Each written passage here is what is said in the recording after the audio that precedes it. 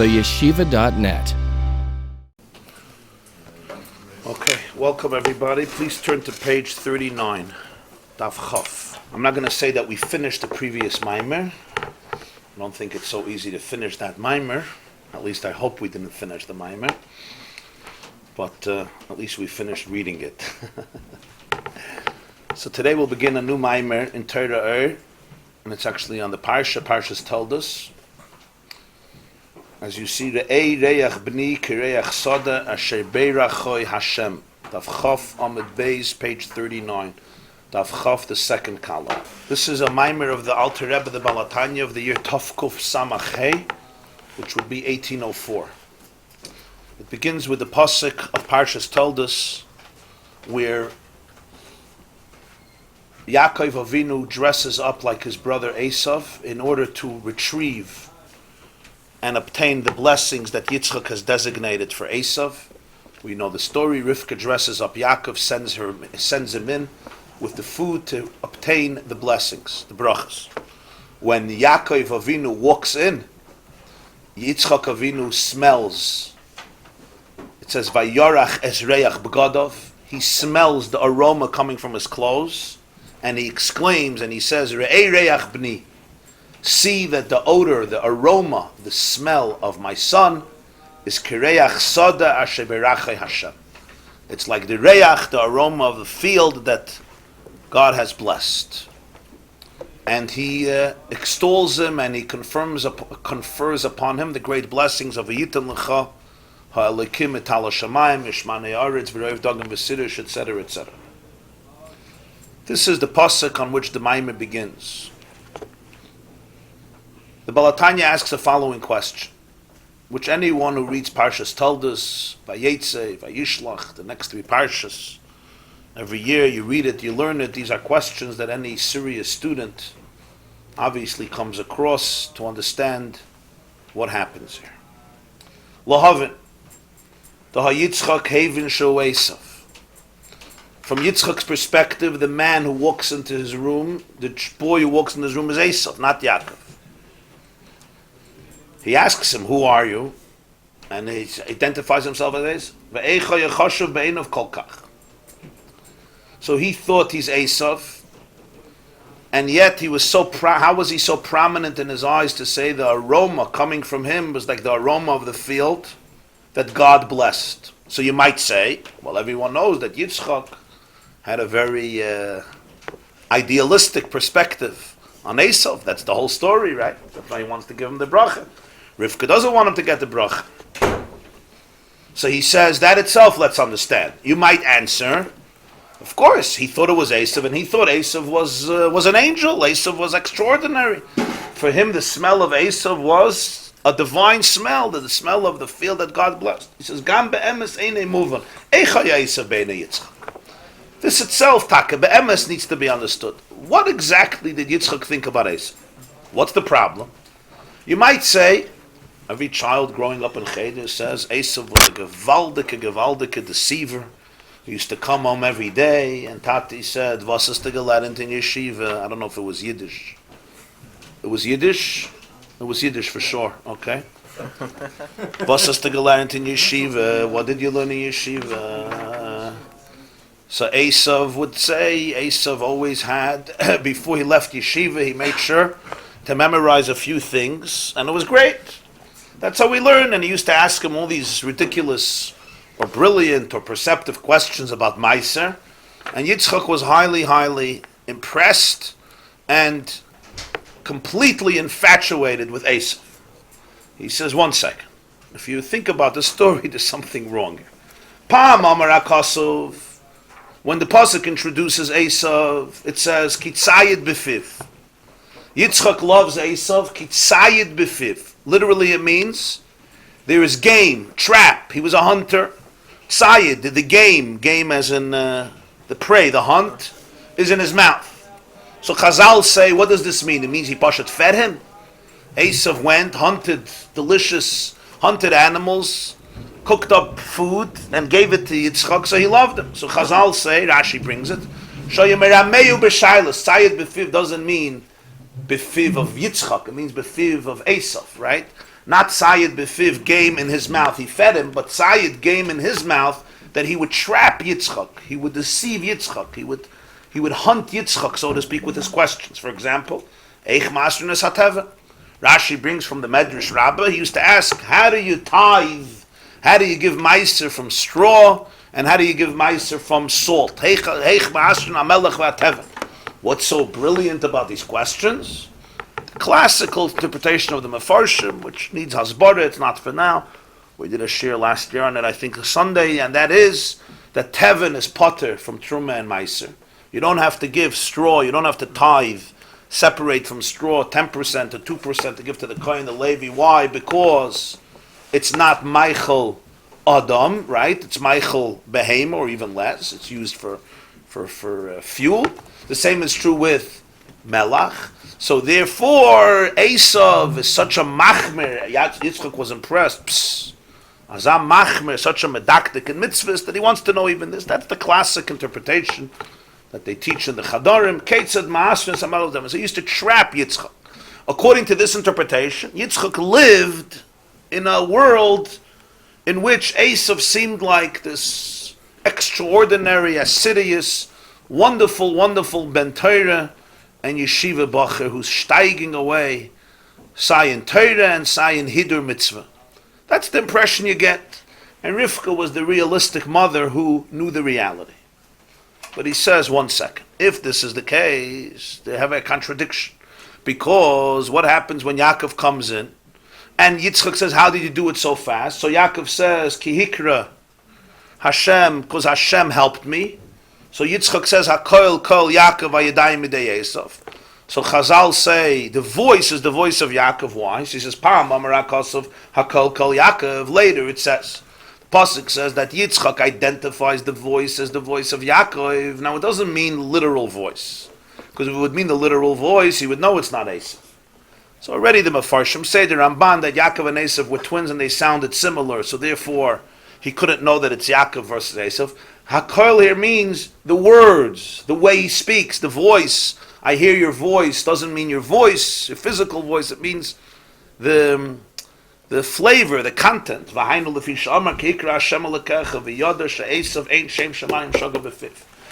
says that Yitzchak knew that Esav does not mention Hashem's name.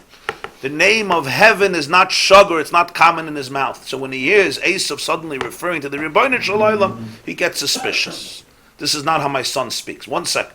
But we thought that he's been deceiving you all these years, that he's real Yirei Shamayim, an echte Yirei Shamayim. Ketzad Ma'asin HaMelech V'Sateven. Suddenly you see here that when somebody's mentioning Hashem's name, he says, this is not Esav, this is Yaakov. So how did Yitzchak see Esav? On one hand, the pasuk seems to indicate, the way Chazal understand it, Kitzayid Befiv, that he trapped Yitzchak. He deceived Yitzchak with a sense of religiosity that didn't really exist. On the other hand, it seems that Yitzchak knew Esav quite well, to the point that when he mentions Hashem's name as a tribute to what he did, and did so swiftly, he says, Ein Shem Shemayim Shaga Befiv. This is not Esav, this is HaKol Kol Yaakov, even though Hayadayim Yidei Esav. Those are the two questions that he raises, and therefore you have to understand how does he indeed compliment him and say your aromas like the field that God blessed, which again indicates that he sees him as spiritually lofty and prominent. Those are the questions that he sets up in the beginning of the Maamer.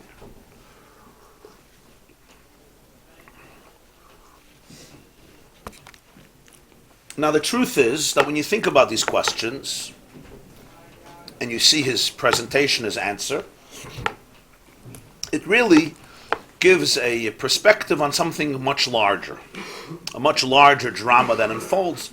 I guess it's intimated in the questions, but I'll just spell it out in case you haven't seen it here. One of the challenges that exists in Jewish education is, it's probably not the biggest challenge, but it's I think an issue worth mentioning, is that when children or even adults read Chumash, they usually never get to feel what the text sounds like, because their classes are immediately inundated with Mefarshim, Rashi and other Mefarshim. So the moment you learn the other Mefarshim, it already puts a spin and interpretation on the pasuk. So it's hard for people to feel the impact of the text itself without any commentary. But there is, of course, it's wonderful and vital to learn the commentaries, Rashi and so forth. But there is a very precious treasure in just reading the text and letting the text impact you, or just seeing what the text says. Because when I'm already giving the mefarish on the text before I even finish the pasuk, I can't distinguish anymore between the actual Torah itself, the Torah Shebeksav, and what has been explained. And the fact that this is the divine text without the commentary is significant, it's important. The text is Torah Shebal Peh, that's stage 2. But the text itself is in itself valuable. But very few who have a good Jewish education even realize this. Because it's right away, every Chumash is Chumash, Rashi, Ramban, Klayoker, Chaim, Sefarnich, Skudni, or whatever the Mefarshim are. Earlier Mefarshim, later Mefarshim, Rishonim, Achronim. So right away it gets filtered through the Mefarshim, and you never get to see how does the text actually describe the person.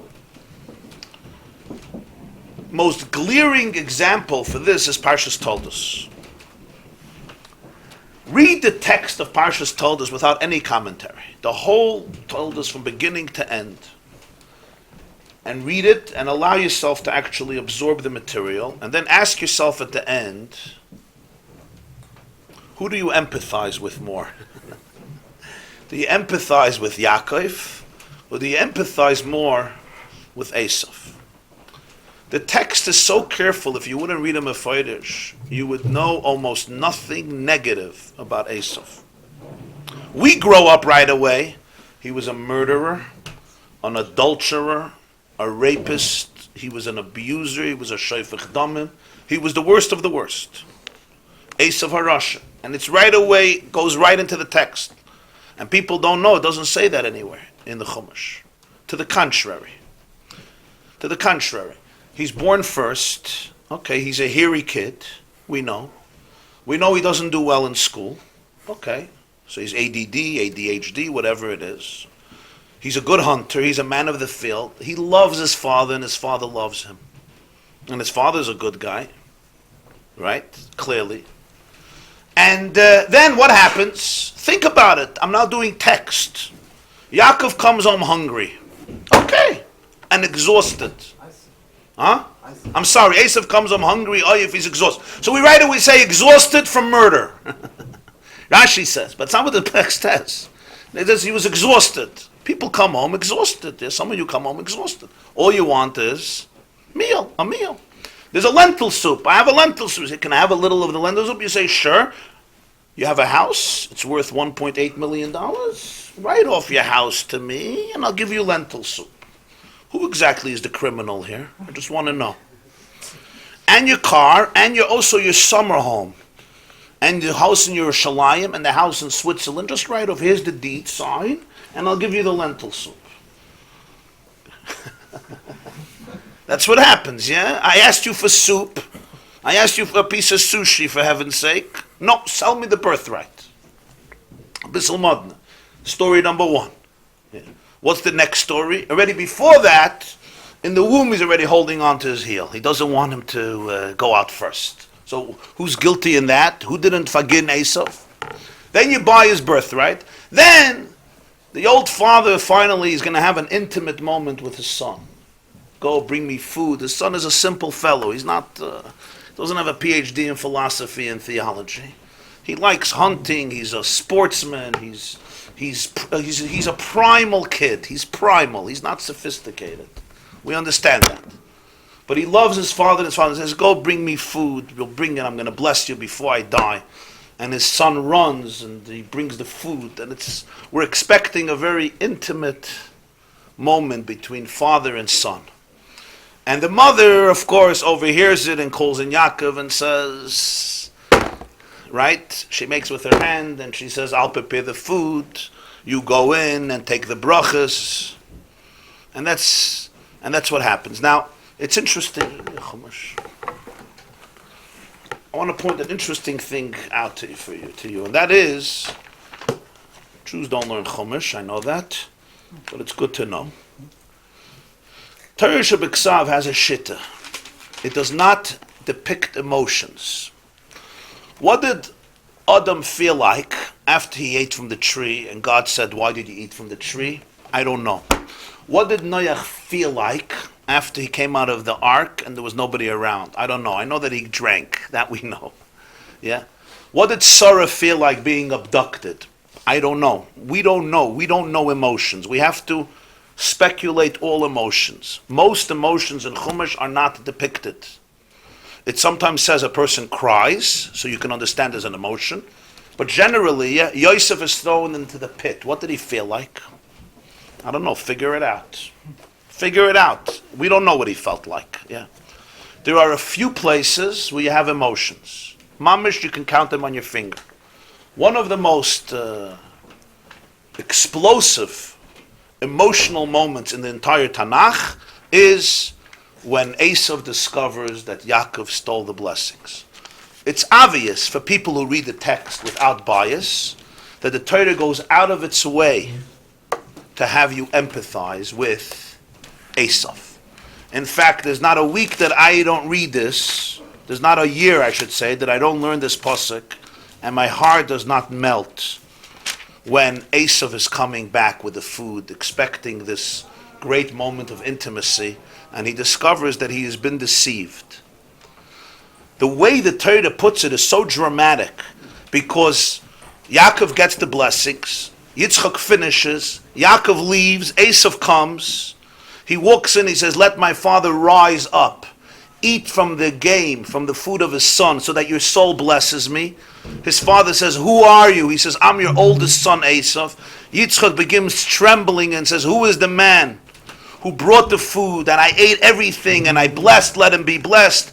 Kishmoya Esav es divrei aviv, vayitzak tza'aka gdoilo, mora ad ma'oid, vayomer la'aviv, barcheini gam oni avi. When Esav hears these words, he screams out with a loud, bitter cry, excessively. He tells his father, bless me too. And he says, your brother deceived you.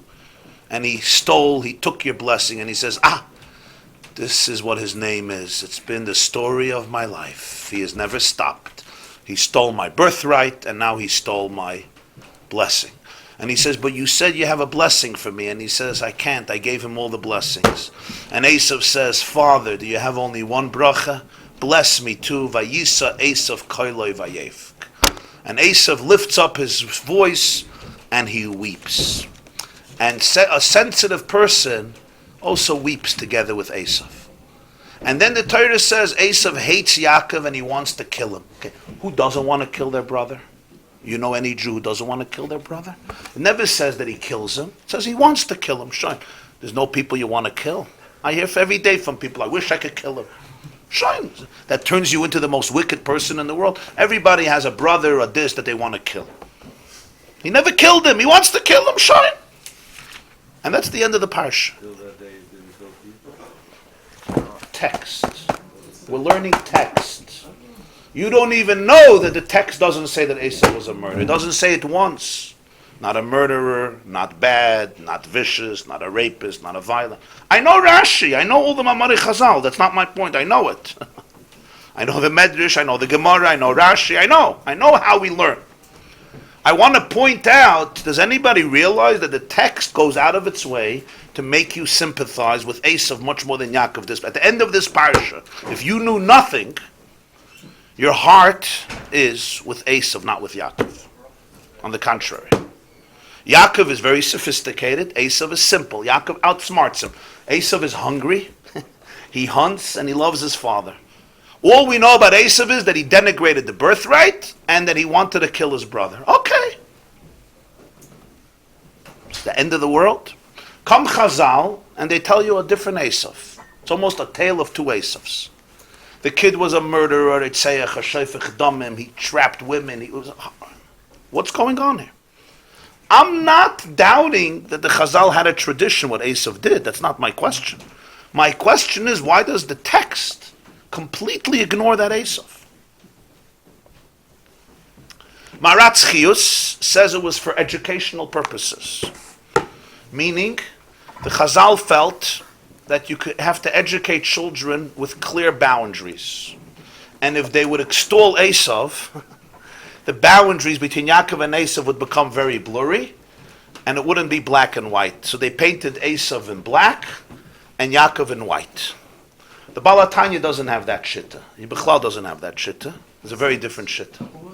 Maharatz Chiyus. He feels Chazal for educational purposes. For educational purposes, they painted Esav black, Yaakov white, and it keeps things simpler. Esav is a Rasha Merusha, Yaakov is a Tzadik. It's perfect. It really wasn't like that. No, he was. But even though the text brings out other stuff about Esav, the Chazal went very strongly, don't empathize with Esav. He's a Retzayach, he's a Shefich Damim, he's this. It doesn't explain why the text doesn't make right. But he says that's why the Chazal went to that extreme. For Toyelas Chinuchis, for an educational benefit, right? Like everybody grew up in Cheder. What was Esav? Anusha Manusha. The worst of the worst. Of course Rivka was right. A guy like him, you steal everything he has. Birthright, whatever you can. It's a pity you didn't abort him. Almost, right? We learned Vayokem, Vayelech, yeah? You remember Vayoichaled Yigetzen on a Yamelke, Vayesh on a Broche, Vayokem on Benshin, Vayelech on Kushin de Mezuzah. You learned that. Now, this is a minig Yisrael. I'm not this, but it doesn't say in the text. I understand my point here. My point is not to cast doubt on Torah Shabbat Peh Chalila. My point is to be sensitive to Torah Shabbat, to understand why the text was written in such a different way. If Chazal knew Esav was a murderer, God also knew he was a murderer. Not only they, Moshe also knew. And the Torah is not busy mincing words about bad people. We have plenty of stories. We know what the Mabul was, Kimala Haaretz, Hamas, etc. Huh? Okay, Lovan Arami. Also, Nochamais, Nochaparsh. That's the next Maamer. So here the Baal HaTanya is going to really open us up to the world of Esav. The world of Esav is a complicated world. It's not so simple. There's a reason the text eliminates everything. Because the Torah wants you to identify, we're going to discover really, I would define this Maamer as a tale of two Esavs. There's two Esavs.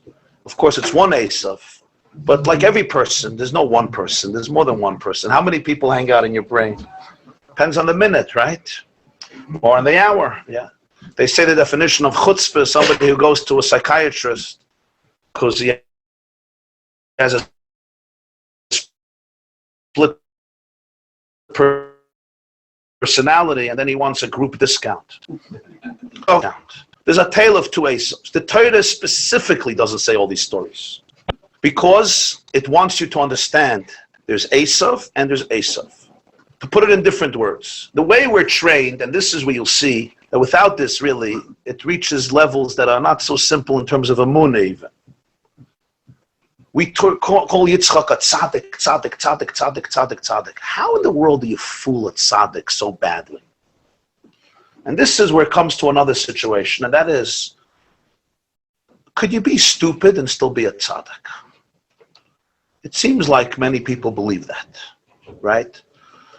Couldn't a person be a fool and be a tzaddik? I ask you, you know your child. Yitzchak didn't know his son.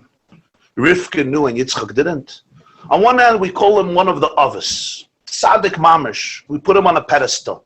But then his son comes home and he says, Tate, how do you give meiser from straw? Wow, unbelievable. He's blown away. And Rivka never had a conversation with Yitzchak. Why'd they never sit by supper? What does your wife do with you? She sits you down once a day and starts preaching about all the children. I mean, that's what, right? You don't understand this, you don't understand this, they need this. Why didn't Rivka sit down with Yitzchak and tell him what she thought? Never. They never had one conversation about Esav.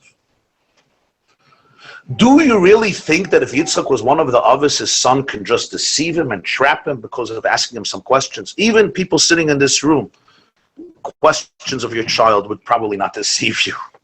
You see a person. You see a person not only from their questions, you see who they are.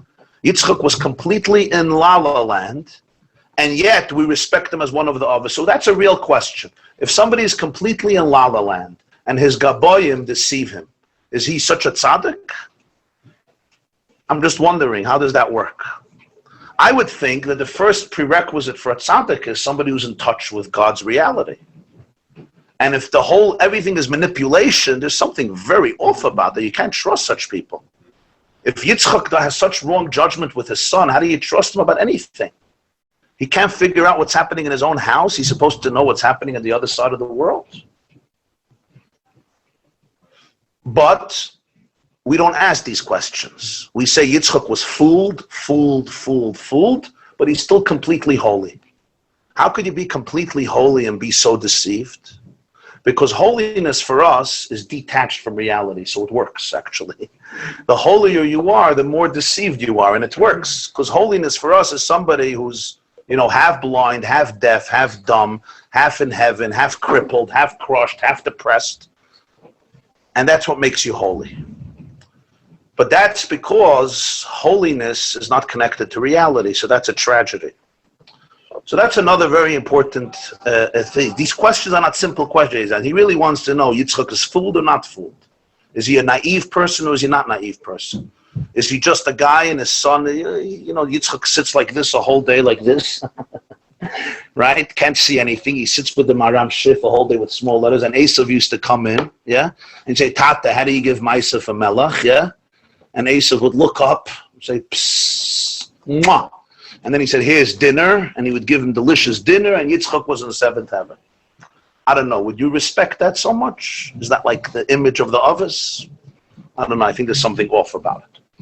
So these are background, I'm giving you background material to understand the context in which he introduces Esav here. And what he's really going to explain, of course, is not that Esav was a tzaddik, he was not. Esav ultimately led an immoral life, as Chazal say, as Torah Shabbat Pes says. They didn't invent a story about Esav. They had a tradition about what Esav did. And the Nevi'im confirmed that, not in this Parsha, but in the Nevi'im, the Haftarahs, if you read the Haftarahs. It's fascinating that even at the end, when Yaakov comes home after 20 years, he's told that Esav wants to kill you, and he prepares, and then when he actually meets Esav, all Esav does is he kisses him and hugs him and embraces him. So even when we're predicting that Esav is actually going to be the worst kid, he turns out to be a very nice guy. And he says, hey, let's live together. And Yaakov is the one who says, I'm not setting up, I'm not going to live with you. It's also at the end of the story too, and they separate very nicely. So this big monster Esav turns out to be a very sensitive child. And he cries a lot. And he really seems like he gets this sour deal. And he has this mother, who's like, who's really, really just, she has something with this kid. Right? It's like sometimes this mother just doesn't like a kid. and Yitzchak loves him. So what's pshat? So this is a deep Maamer. It's not a simple Maamer. It's a very deep Maamer. And he describes Esav here from a very spiritual point of view, And he's basically going to describe the energy of Esav. The energy of Esav is not a simple energy to understand. Yitzchak was not naive. Yitzchak understood Esav better than everybody else. Yitzchak loved Esav because he saw in Esav what other people couldn't see, not because he was fooled. Yitzchak had a keen sensitivity that others did not have.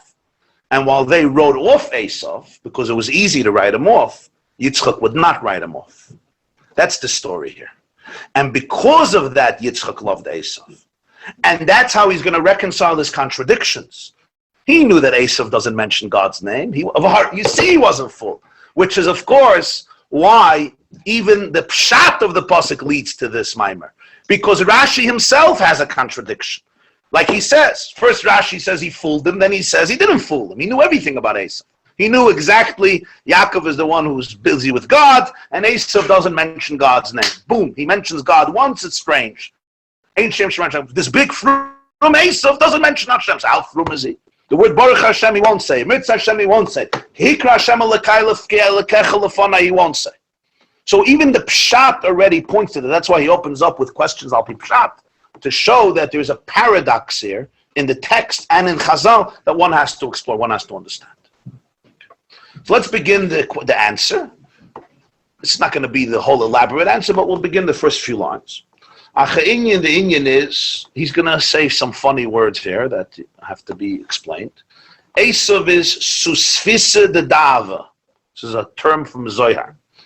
Susvisa is the Aramaic word for psoilus, like you have in the halachas of Boirer, oichel and psoilus, food and waste. Susvisa is psoilus. Dava in Aramaic is gold. Dalet and Zayin are interchangeable. Zohav is dav. Psoilus hagvura de Yitzchak. Esav comes from Yitzchak. It's the psoilus, the residue. The word here is not waste, but residue of the gvura of Yitzchak. Shulprinas milus azov ala kesef. It's the distinction between gold and silver. Kesef, Avram, is associated with chesed. Zahav, gold, the color of fire, is associated with gvura. Kesef means kisufim, nichsoif, nichsafti, yearning, craving, pining. Zahav is the color of, closer to the color of fire, intensity. It has a glitter that makes it more expensive than silver. That's Yitzchak. Umipsoilus shaloi yotza Esav. From the residue of this gold emerges Esav. V'reisha the Esav be'itfoy the Yitzchak. The head of Esav ends up in the bosom of Yitzchak. This is an expression of Targum Yonis and Ben Uziah. The Gemara says in Saita that Esav was buried the same day like Yaakov, right? Esav was killed by the Maris al-Machpelah, famous Gemara in Saita, by Chushim ben Dan, and his head, he was beheaded, and his head rolled and ended up in the grave of his father Yitzchak. His head is in the bosom of Yitzchak, which is a very interesting thing, because the halacha in Shulchan Aruch is Ein Koivrin Tzadik Eitzel Rosh. You don't bury a Tzadik near a Rosh. And here, for thousands of years, not forever, but for thousands of years, Yitzchak and Esav are Maamer together, not only near each other, but literally in the same plot. So how does that work? Yitzchak together with Esav. He's the big Rosh, he's a big Tzadik, even though they're, of course, father and son, but still, Tzadik and Rosh. This point is going to be that the head of Esav was detached from the body of Esav. Spiritually, it means that the tragedy of Esav is that he was not connected with his own head. In other words, there's Esav in his head, there's Esav in his source, there's Esav in his brain, there's Esav in his potential, and then there's Esav in his body. One of the greatest problems in life is when there's no unison between the head and the body, between your potential, between your origin, between your central nervous system and how things are implemented. There's a disconnect. And that's what happens to Esav. But the head of Esav belongs with Yitzchak. The head of Esav, we don't call a Rasha. The head of Esav goes to Itvide Yitzchak. And that's why, ultimately, we have to discover what is the story about Esav. He's deeply connected to Yitzchak. He is part of his gold, but he's called Susvisa de Dahava, the psoilus of the Zav. So he says, Ulahavin inyan reisha, to understand the head of Esav. Hine yesh yud aleph samamane haktoros. He changes now the subject completely. He's going to come back to Esav later. Every morning we say, Tonu Rabbanon. You remember? Pitum haktoros. Hatzari, Achelbena, Vahalavoina, right? The system in the Beis HaMikdash was as follows. They took 11 herbs, which all had unique qualities to them. These 11 herbs are called Tsari, Tzipoirin, Chelbena. We say it every morning. Pitum Aktoides, Tsari, Chelbena, Lavoina, Moir, Ktsia, right? You remember? Shiboilis Ner, Charkoim, Koisht, Kilufa, Kinamin. We go through all the 11, what's called spices, herbs. They would grind them into a powder.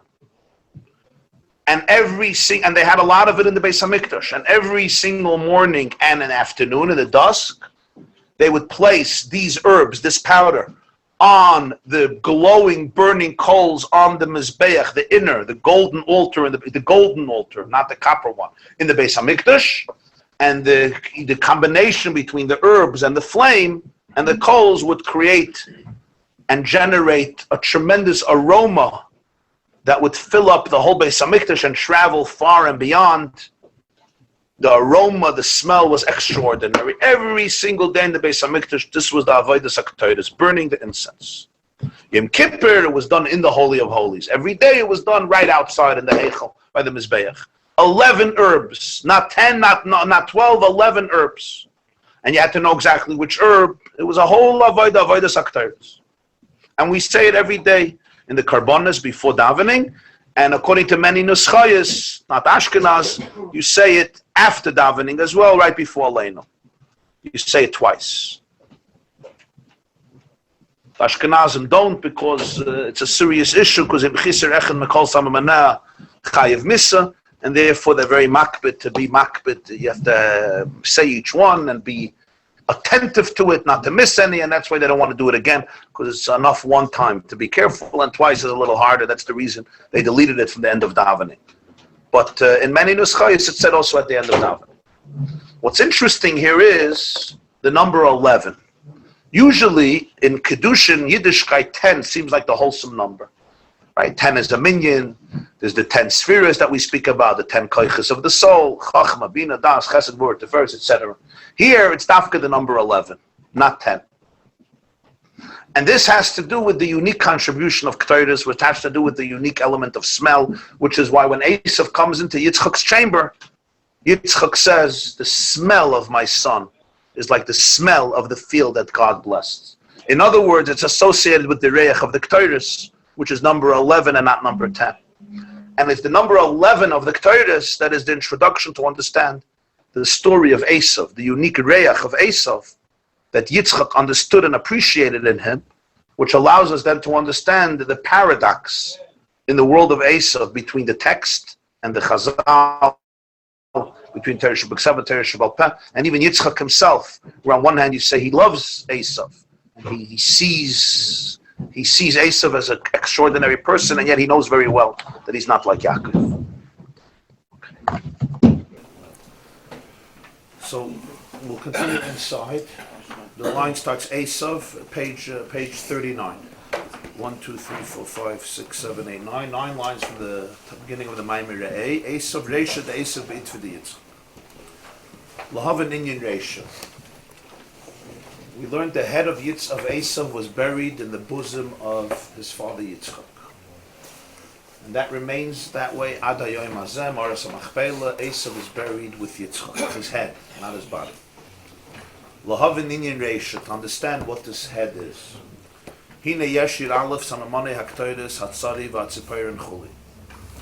As mentioned, there were 11 herbs that were harvested, grinded into a powder, and used daily in the burning of these herbs, of these incenses in the Beis Hamikdash. Hatzari, Vatzipair, and Chuli, the list goes on. As we mentioned, you have Tzari, and you have Tzipairin, you have Chelbana, you have Levoina, you have Moir, you have Ktsiya, right? Tzari, Tzipairin, Chelbana, Levoina. 5 is Moir, 6 is Ktsiya, Shaboilas Nerd is 7, Charkim is 8, Koisht is 9, Kilufa is 10, Kinamoin is 11. Each one is a separate herb, and I think there's a place in Yerushalayim, what is it called, Machan HaMikdash. So they have on display the various herbs and the powders that were used for the Ktoros, and each one came in a different measurement. It had to be an exact compound. So as the Braisa goes through, we say it in the morning, 70 mana, whatever it is, everyone had its own unique weight, volume and weight, and that made the unique compound of the mixture that allowed the Ktoros to generate a particular type of aroma every single day. So you have 11 herbs. Tzari v'tzipay. Veheim. Kineged. Now is going to be a little bit of a mystical shtickle, employing a lot of terms from Pnimius HaTorah, from Nister, but it will be understood. It's just, I'm telling you, the terms here are going to be a little complicated. Hem keneged yud kisrin de mesavusa. The 11 herbs correspond to what's called the 10 crowns of impurity. Mesavusa in Aramaic is tuma. Yud kisrin is 10 crowns of impurity. Shehu hachayis shebekdusha hamachaya ezel umazeh. It represents the chiyus, the vitality of holiness, which gives vitality to everything in the world. Holiness and also unholiness. Everything gets chayis from kedusha. K'mosh yesh bekdusha yud sfiris, kach yesh mamash beklipa arim yud sfiris de kedusha. So whatever exists in kedusha will also exist in unholiness, because everything gets its chiyus from Hashem, which is kedusha. So if in kedusha we have a structure of 10, known as the 10 spheros, Chachma, Bina, Das, Chesed, Gvura, Tiferes, Netzach, Chod, Yesod, Malchus, which are the 10 characteristics that Hashem identified within himself, through which he creates, sustains, and relates to the universe. Or to put it differently, the entire universe and all of the universes are made up of 10 building blocks, 10 spiritual building blocks. The 10 spiritual building blocks are the 10 energies, the 10 characteristics known as the 10 spheres. Spheres comes from the word Evan Sapir, sapphire stone, which is light. It's a luminescent stone, it's 10 lights. So it's 10 lights, 10 forms of energy, which are the building blocks of the universe, and it's also the building blocks of the soul. The soul is also made up of 10 faculties. You have your chachma, your bina, your das, your chesed. Because nasa adam b'tzalmenu kidmusenu. The human is in the image of Hashem. Kivayachal Hashem identifies within himself 10 characteristics. Hashem's chachma, Hashem's bina, Hashem's das, Hashem's gvura, Hashem's tiferes, Hashem's malchus. Right? We learned in Noach about what tiferes is. We learned about chesed. We learned about gvura. We learned about malchus once. We learned about chachma, bina. These are 10 different characteristics, which are really the forms of energy that make up the entire universe, and every creature, and every person, and every soul, and every body, and every existence. Ultimately, these are the building blocks of the universe. So if that exists in Kedusha, it has to also exist in not Kedusha, which gets its chiyus from Kedusha. So those 10 exist, that's why there's 10 Yud Kisru de Besavos, the 10 crowns of impurity. But here, there's 11. You said there's 11, not 10. B'kedusha esev v'loy teisha v'loy yud aleph, or b'klipa yud aleph among nekdavos. But in kedusha it's 10, not 9 and not 11. That's an expression in Sefer Yetzirah, which is the earliest Kabbalistic text. Esev v'loy teisha, esev v'loy achad esrei. 10, not 9, 10, not 11. When it comes to Ketores, we have 11 herbs. Dafka 11, not 10. Why? Because here there's another one, an extra one. Now that would seem a little strange. Everything gets its chiyus from kedusha. In kedusha you stick by 10. But here, when it comes to unholiness, you introduce chapter 11. You introduce the quality of number 11, what that represents. What is the inyan here? This says this is a known idea in Kabbalah. Kedusha is Yud and Klip is Yud Aleph. And the herbs were dealing with unholiness. They were trying to confront. Doesn't mean that the Ketores was Tumah, Chas v'Shalom. Ketores was an avoid in the Beis Hamikdash. It means the Ketores was dealing with unholiness, and therefore, you got to beat fire with fire. It comes with 11 spices, with 11 herbs. So he's well, the Inyan is, this is all to explain how Yitzchak viewed Esav, the head of Esav. The Inyan is, Ke'adei ha'chiyus shenimshach b'kedusha. Here he introduces a theme, which is one of the major themes in this mind. Whenever you have chiyus, vitality that comes into kedusha, in other words, vitality that reflects holiness, hinei ksiv, the klal is always, it's made up of 4 things, of 4 words. We say it in the morning, utzva ha'shamayim l'cha mishtachav, in Vayivarech David. Atu, it's very powerful words over there, that section of davening. Atu hu Hashem levadecha. Atu sisas hashamayim, shmei hashamayim, v'chol tzmam ha'aretz v'chol asher ela hayamim v'chol hashabem, v'atu mechaya eskula. You give life to everything. There's nothing in the world that does not get life from you, that does not get chiyus from you. Atu mechaya eskulam. Everything gets life from you. In other words, everything is a reflection of you. Utzva shamayim l'cha mishtachav.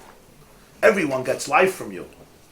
But the legions of heaven prostrate themselves to you. That's a difference. I can get life from you, but I don't prostrate myself to you. I don't bow to you. I don't have a relationship to you. I get everything from you, but I don't even know you exist. Utzva shamayim l'cha mishtachav. That's the key difference between Kedusha and not Kedusha. Kedusha is in a conscious relationship with God. Klipa is also in a relationship with God. You can't not be in a relationship with God. Because the moment you're not in a relationship with God, what happens? You don't exist. The very existence, however you define yourself, is divine.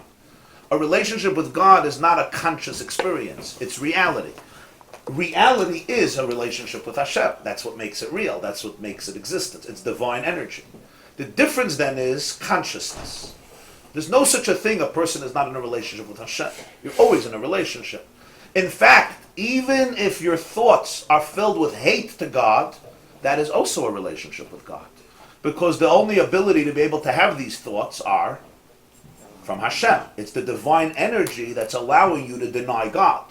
So even the atheist who walks around 90 years holding debates on YouTube that there's no God, that very capability, the energy that's fueling his brain and his consciousness to be able to explain that there's no God, that is divine. That's, of course, the paradox of Klippa.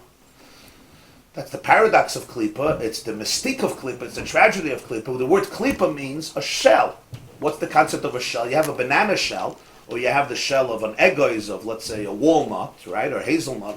So the shell of a walnut, you look at the shell, you don't see the nut. The nut is there, but it eclipses what is inside of it.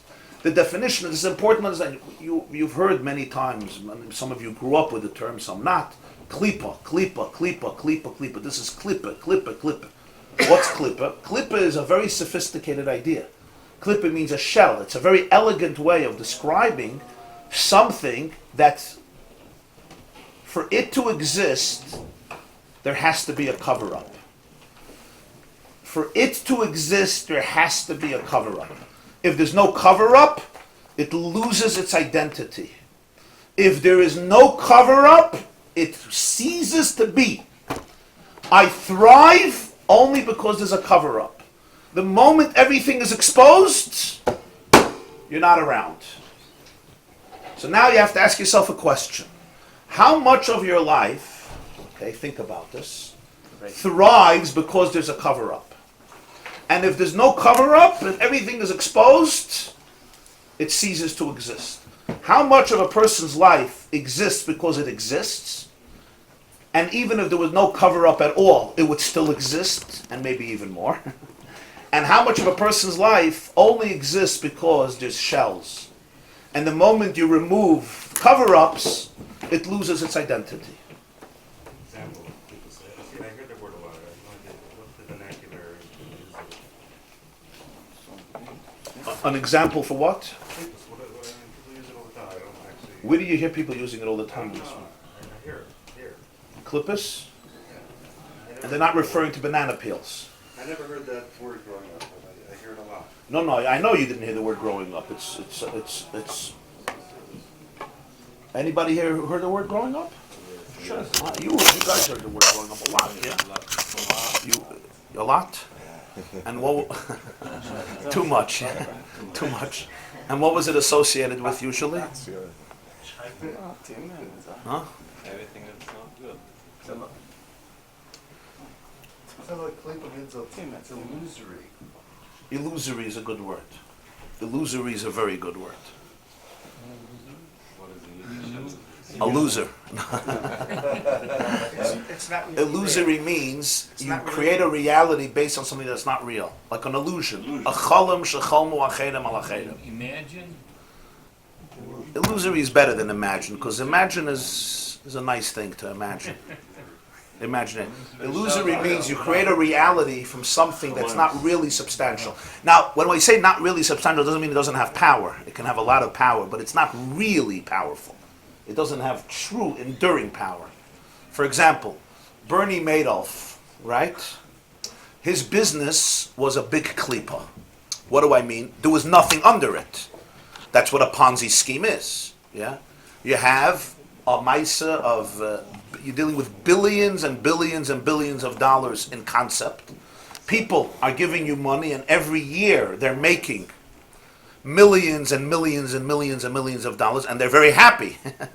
But it's all luft. It's all a shell. A shell means it's presented a certain way, But if you crack the shell, there's nothing inside of it. There's no substance. There's no toichius. It doesn't mean it's not powerful. It doesn't mean it can't go on for 50 years.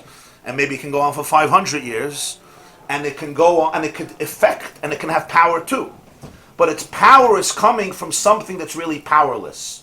To put it in simple terms, if all the data was exposed, if all the books were open, if there was no concealment whatsoever, what remains of the product? Something that's klippa is something that if the data was exposed and the books were opened and all information was revealed, it would fade away into oblivion because you would see that there's nothing there. Is that always derogatory or could it be a positive aspect as well? Sometimes a klippa is necessary. Sometimes there could be a positive aspect. Not always. Is darkness clipper? Mutter l'shanas mipnei darkei shalom, right? If there's a marital conflict, so the Gemara tells us you're allowed to change sometimes and cover up or manipulate some facts for peace. Why? Because people are weak. And sometimes if they hear the whole truth, they'll just break. So you sometimes have to sugarcoat reality in order to help people grow up. That's part of a klippa, but that's where the klippa is being productive. It's conscious, it's deliberate. You can't always tell somebody exactly what you think about them. Probably in most cases you shouldn't. Huh? A shidduch, yeah. The Rebbe says, Shatchin is Rosh Tevis, Sheker Dover, Kesef Neutel. Says lies and takes money. It has to be that way, yeah. There's a Maamer from the Balatanya, Lahavin Hatam Sheroiva Shidduchim Nigmara Ma'idei Sheker. That's how he starts the Maamer. To understand the reason most Shidduchim only happen through lies. A ganze Maamer, huh? In other words, but you have to always be careful with klippa, because how deep, how thick, and the worst is when you decide that klippa becomes the emes, and then you lose it. Now, kedusha is the exact opposite. The definition of kedusha is that if all the shells are removed, it remains completely intact. Why? Because its power of existence comes from truth, not from illusions,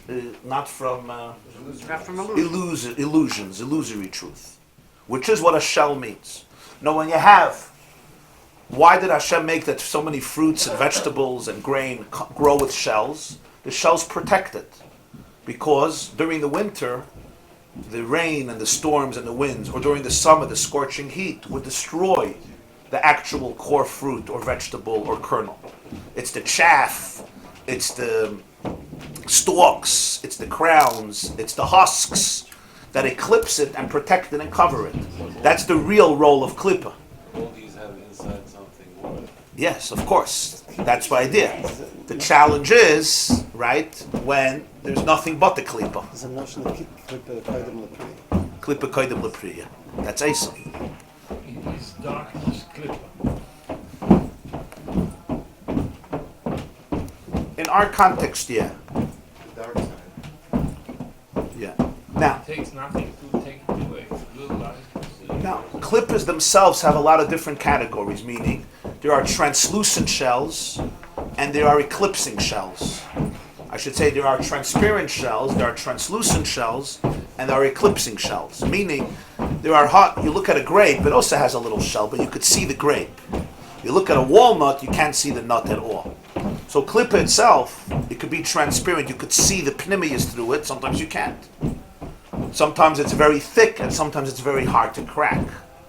You really need a cracker to get through to it, but it's very difficult. So those are all layers of shells and husks of how deep, how powerful, how dense. Take, for example, the communist regime. It went for 70 years, right? It started around 1920 till 1990, 1989. Started with Lenin and went till Gorbachev. It murdered 50 million people. That's called power. Yeah. It controlled a major part of the world, and it defined modern history to a significant degree. It was all based on what? One word? Huh? Lies. In other words, the whole regime was one big klippa. All based on... The moment everything would be open, what would happen to it? It would fall apart, and that's what happened. After it didn't fall. Usually, Such regimes fall apart through war. Yeah. It just, what happened? 1989, nobody knew what happened. One morning, they woke up, it fell. The mightiest regime, one of the mightiest regimes in history, and one of the mightiest superpower, it just disintegrated. Nobody even knew what happened.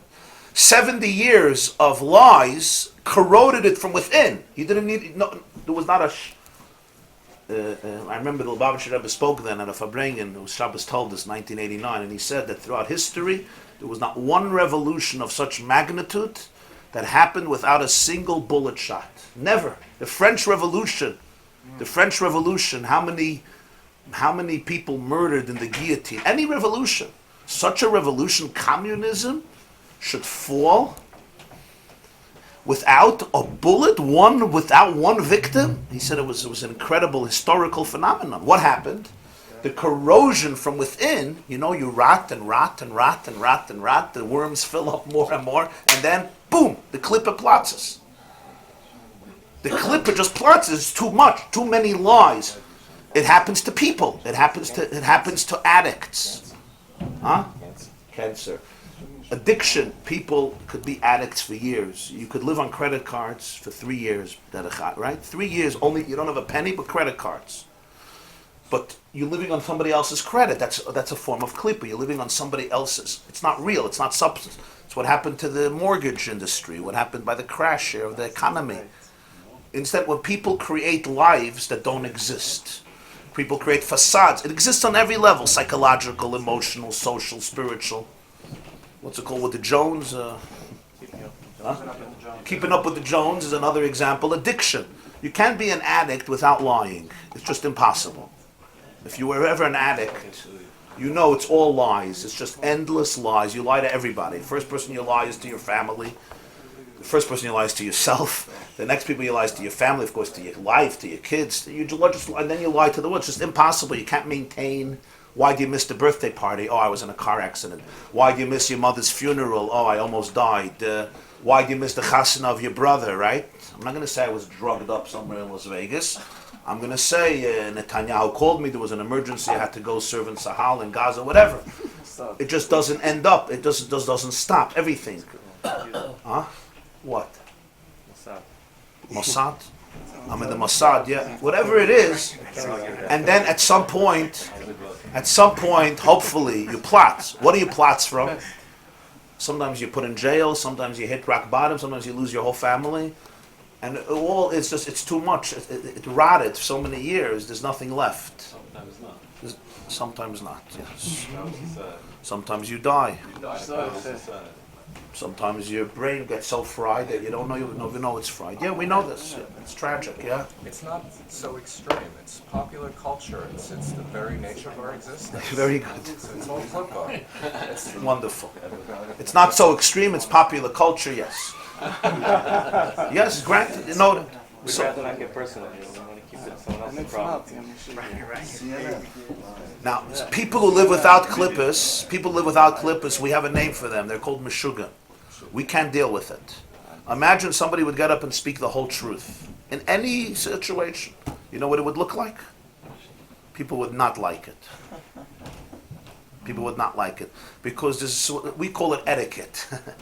But it's not really always etiquette. There's an element of lies that sustain social norms. Social norms.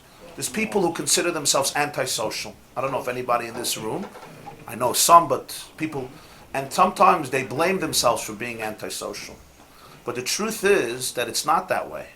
It's sometimes because they're more sensitive to truth. They're more sensitive to truth. It doesn't mean it's not a challenge when you're antisocial. That means every bar mitzvah is a nightmare, and every chasana you would rather kill yourself, and then every sheva brachas and every l'chaim and every vort you have to go in and speak to people that you don't care about you don't care about them for an hour and a half about things you both don't care about. That's a very painful existence. Now, some people don't blink. They just don't blink. Either they're social creatures or they sometimes love people. They converse with the mailman for an hour or two.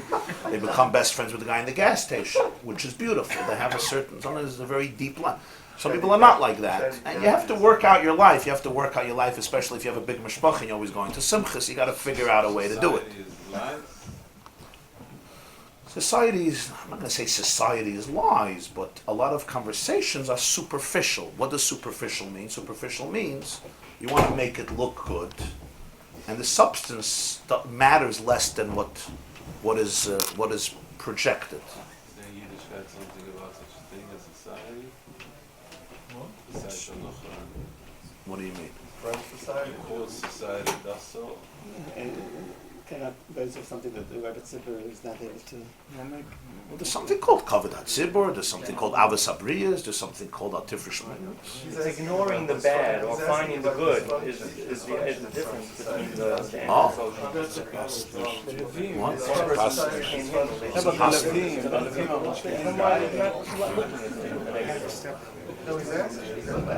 A younger man called me. He wants to invite somebody for Shabbos to his house because he used to be a chaver of his in yeshiva, but he left Yiddishkeit. But he's embarrassed that if he invites him in his community, the community will make fun of him. So he asked me, what is he supposed to do? Should he not invite this person for Shabbos so the community would accept him? Or he should invite him for Shabbos because that's the right thing to do. So I told him, you're asking the wrong person. You're not going to get a very objective answer from me about this. But this was his question. What was his question? Huh? What was his question? He grew up with somebody in yeshiva. The person left Yiddishkeit. He wants to invite him for Shabbos. But his neighbors are going to see that he's inviting this person for Shabbos. And therefore they're going to be very critical of him and he's embarrassed. Right. So he asked me, what's the right thing to do? Right. So I told him, what do you think the right thing to do? He says, the right thing is to invite him. So I said, so what's the question? The question is, do you do the right thing or do you do... But this is it's a general struggle in a person's life. So Klippa can exist on endless levels and examples. But the principle is always the same. There's reality, and part of reality or all of reality is being covered up, and that's how you function. And if there wouldn't be cover-ups, you would not be able to function in the way you did, because so much of your reality is based on something that doesn't really exist. It just is hiding existence. Therefore, when you speak about ultimate reality, or you speak about an ultimate terms of Kedusha and Klippa, the question is this. Whenever you have a thought, or you say a word, or you do something, that even if all data was revealed, you would still do it, or think it, or say it, that's Kedusha. That's the parameter of Kedusha. You think a thought, you say a word, or you do something, that even if all data would be revealed, and there would be no cover-ups whatsoever, it would still be compelling, it would still be appealing. That's always Kedusha. If it's a thought, or a word, or an action, to justify it, you have to cover up truth to yourself, that means it's something that is from the world of Klippa. So let's give a very simple example in terms of food, right? My favorite examples. Cheesecake. Very good, you're getting the hang of it. Slowly you'll develop a taste. Slowly you'll develop a taste, and I'll develop a taste for lettuce. So there's a piece of cheesecake. You're going to a bris, there's a piece of cheesecake, right? It looks perfect. It looks wonderful, okay? I want to eat it. I shouldn't eat it because it's not good for me, right? But I may eat it. Why will I eat it? Imagine that the cheesecake displayed what it really is doing to the body. Or imagine the cigarette, right, showed you everything. Then you're like, But the cheesecake doesn't do that. When you look at the cheesecake says, I'm your best friend. We're in love. I will be the best thing for you right now. You really want me in your mouth. I am the man. And I am the person who will nourish you and sustain you. And we fall prey to it. That's a very classic, simple, basic example of falling prey to the klippa. You eat it, or I eat it, and 20 minutes later I'm in a bad mood. Because the sugar and the carbs and all the other good ingredients that are there. But that's later. So it's like, now it exposed its true colors. Of course, it doesn't stop me the next day because the glitter is too powerful. Generally, all commercials work this way. All ads, all displays that invite you into them But if all data was revealed, of course you wouldn't take it. It's poisonous. But the poison is eclipsed by beautiful, beautiful husks and beautiful shells. The same is true with a relationship that you have, or something that you're doing, or something that you're saying, or something that you're thinking. Any thought that is taking you somewhere, but those thoughts are based on cover-ups. And if all reality was revealed, they wouldn't have legitimacy. That means you're following klippa. If it's a thought that even if all the data was revealed, it's still intact, that means kedusha. Why? So here is the yesod. Reality is the divine. The divine is reality. That's reality. That is existence. Anything that if the divine was present, that those thoughts would continue, those words would continue, those actions would continue, that's by definition kedusha. Any thought or word or action that has to conceal the divine in order for it to have power, that's based on klippa. Concealment is only by himself, not about other people. It starts with yourself. Sometimes it could be by me, myself. Sometimes it could be for other people, not for me. Sometimes it could be for all of us. It has to be yourself. Of course, the first one is yourself, always. The first one is yourself.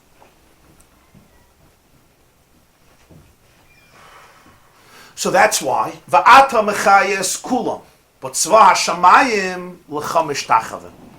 They bow. There's always a relationship. We go back to what we started with. There's no such a thing you're not in a relationship with God. Not a relationship with God means you're not in existence. You're not reality. If you're reality, you're in a relationship. The question is not if you're in a relationship. The question is how conscious are you of it? How cognizant are you of it? Right? So if I'm, for example, having thoughts, and the thoughts tell me I'm hopeless, I'm bored, I'm worthless, I'm insignificant, God hates me, my life is purposeless, all these types of thoughts, those are called klippa thoughts. Why? If all the data was revealed, if all the shells were gone, you would see that God is involved with you right now, this moment, creating you something from nothing. He's as close with you as much as possible. There's no closeness that's deeper than that closeness. But I'm in a different space. In other words, my thoughts are being dominated by klippa. All thoughts that are addictive, all thoughts that are feeding different forms of reality into me. Forms are? Where's lies coming into this? Of course. That's what it means. All klippa essentially is illusory. What's a lie? What do you think is a lie? I mean, what's your question? The Hershel Astropolo was once confronted by somebody, and they said, if you tell me a lie, right now I'll give you a ruble. He said, you said you'll give me 2. What's your shaila? I think you're not worth something. What's the lie? What's the lie? If a person thinks they're worthless, it's one of the greatest lies of existence. How do you define a lie? Well, you think you did something bad, but you didn't. If you did something bad, then you think about If you did something bad, so the lie, the absence of lie is that I did something bad, but that I'm worthless, that's a lie. In fact, if I was worthless, I couldn't do something bad. Worthless people do worthless things. If I did something that was bad, it must be that I have worth. No? If it's really bad. What question? Huh? It's the other way around. What question? wie sagt Reb Nachman, אם אתה מאמין שאתה יכול לקלקל, תאמין שאתה יכול לתקן. Right? A Yid came to Reb Nachman of Breslov and he said he destroyed this, destroyed that. He says if you believe that you could destroy, you got to believe that you could fix. It doesn't work one way. So b'meila, this is the klal. Whenever there is a consciousness of the relationship with the divine, so then automatically there is a sense of closeness. Klippa also has a relationship. If not, it wouldn't exist. But there's no l'chamish tachavim. Ata mechayes kulam. Tzva shamayim l'chamish tachavim. The world survives solely on truth. I mean, don't you need an important element to have klippa? Yes, of course. Part of survival is klippa, and sometimes the klippa is a help for the kedusha. Like I gave an example. You know. Is it the ideal to live solely in the truth, or is that not really? My wife, but other people. No, you shouldn't tell other people's wives what they look like, even if they look very good. Especially. I have a practical question. How does one deal with a swindler? With what? With a swindler. With a swindler, yeah. With a swindler. You have to swindle them, no? Kick out your change. Yaakov and Lavan. Yeah.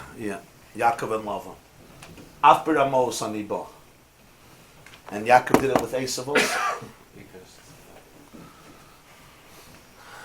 Listen, you want to know, well, are you ready to live that way? Is this a theoretical question or practical question? Let's say I tell you it's ideal. You're ready to live this way? How many people do you know are ready to live this way? Really, you're ready to live this way? Really? Negate everybody else is ready. But you'll tell Are you ready for everybody people to tell that to you too, what they think? Yeah, I like that. Okay, wow. Next time your wife asks you that question, answer properly. Didn't Churchill say that the truth is so important that we have to cover it with a hedge of lies? In times of war, truth is so precious, it has to be surrounded by bodyguards of lies. Winston Churchill. Right. Yes. What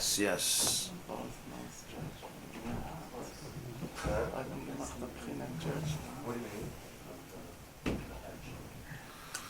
Let's put it this way, Rabbi Eliezer. How much a person embraces this in their life, I don't know if that's a 10-second or 1-minute answer. But I think the first step is for people being aware of how much they're covering up and how much they're lying. I think awareness is the first step. In other words, for a person to be able to ask themselves and answer them this question, how many lies do I say a day? I don't mean colossal lies, Fidel Castro and level of lies. I'm not talking about that. I'm not talking about, certain people who are, mumchen. But even gray, even what we call white lies, oh, I'm sorry, there's bumper-to-bumper traffic on Forche. I left 20 minutes ago, but Mom is stuck. I can't get further. You're not stuck. It's 60 minutes, it's 2 minutes of traffic, and you know that you left 20 minutes late. You're not stuck, right? But people don't even acknowledge this, but this basically means I can't live with reality. I have to cover up reality. Why can't you say the truth, I left late? Because you're going to look down at me, because you're going to be upset at me. So that means my relationship with you is based on a lie. It's not based on reality. People are always just lying to their spouses, to their... Even if it's small lies, it basically means that the relationship is filled with cover-ups. So I think the first step is for a person to be aware of this. How many times a day do you say something that's not completely true? Maybe sometimes, the Gemara says, Mutter l'shanois mipnei darkei shalom. There's times, yeah? Hashem didn't tell Avram that Sarah laughed, right? Why? He didn't say it. He didn't say it. I'm sorry, he didn't say that that Sarah said Vadoini Zaken. Why? So the Gemara said Mutter l'shanois mipnei darkei shalom. Aaron used to meet people, right, who were in a fight, and the mission, obviously, the Medrash says obviously Reb Nosson, and he would say, this fellow told me that he's upset that he's in a fight with you. But that did come from a conscious, deliberate place of strength, not from a place of weakness. And I think that's a key distinction. To really be aware of your relationships, of your interactions, how many times you cover up, when you cover up, why you cover up, with whom you cover up, and what's the reason you're doing it? Is it coming from a conscious, deliberate place of confidence and strength, where if I tell this person everything I know about I think about them, they can have it's not, sometimes emes, for the sake of emes, becomes selfish. I'll put it a little differently. When emes doesn't go through a filter always, it's a form of sheker. Sometimes unfiltered truth is a lie also. You know why? Because if it destroys a person, so that's a lie. I said the truth, I said the truth, I said the truth. Big deal, you're a narcissist. Truth is not about, I said the truth. Truth is about truth. If this person is going to be destroyed from this truth, if this marriage is going to be destroyed from this truth, so you said, I said the truth. It's a narcissistic truth, it's a selfish truth, it's not a divine truth. Sometimes truth has to be filtered in order to build the person up. So there should be somebody to accept the truth. Is it truth to destroy somebody? Is that true?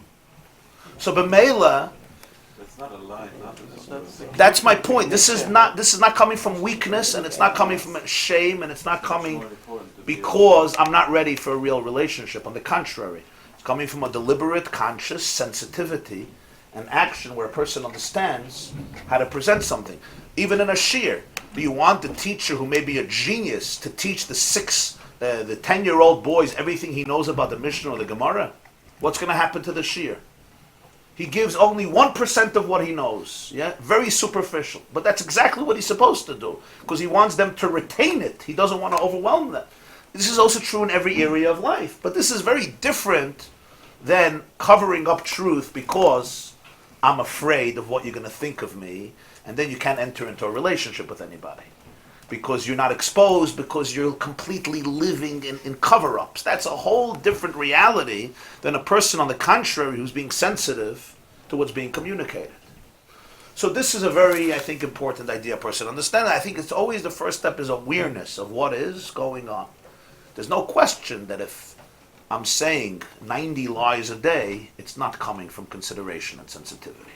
It's coming because that's the life I'm paralyzed by, right?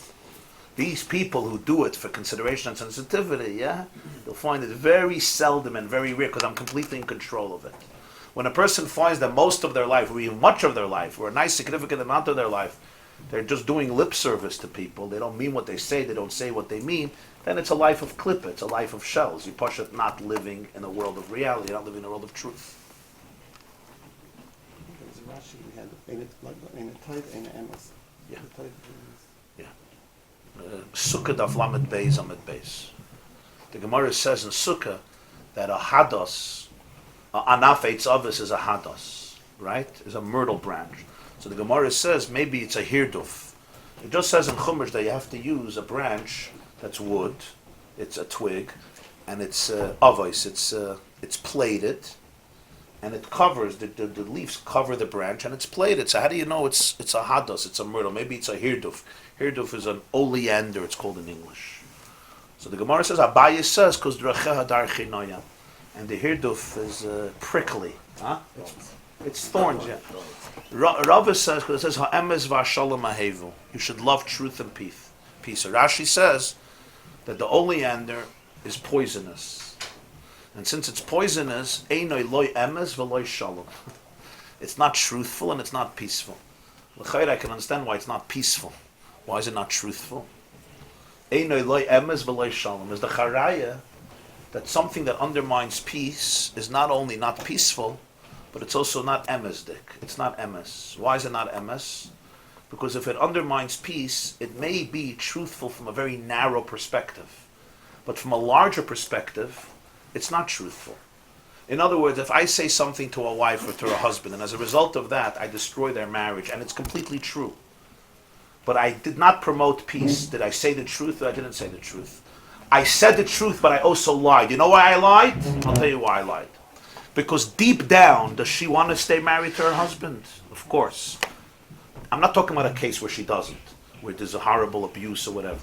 And deep down, does he want to stay married to her? Of course, they want to stay married. You're making them believe that they don't want to stay married to each other, so that's your lie. In the name of truth, you lied. You said something truthful, but in the bigger picture, you lied because you're causing them to detach from their own truth. On the other hand, if I know about something and I present it in a way that can be constructive for their marriage, ultimately I said something truthful. You know why? Because I help them reach a state that's more in touch with their deeper truth without ignoring the flaws.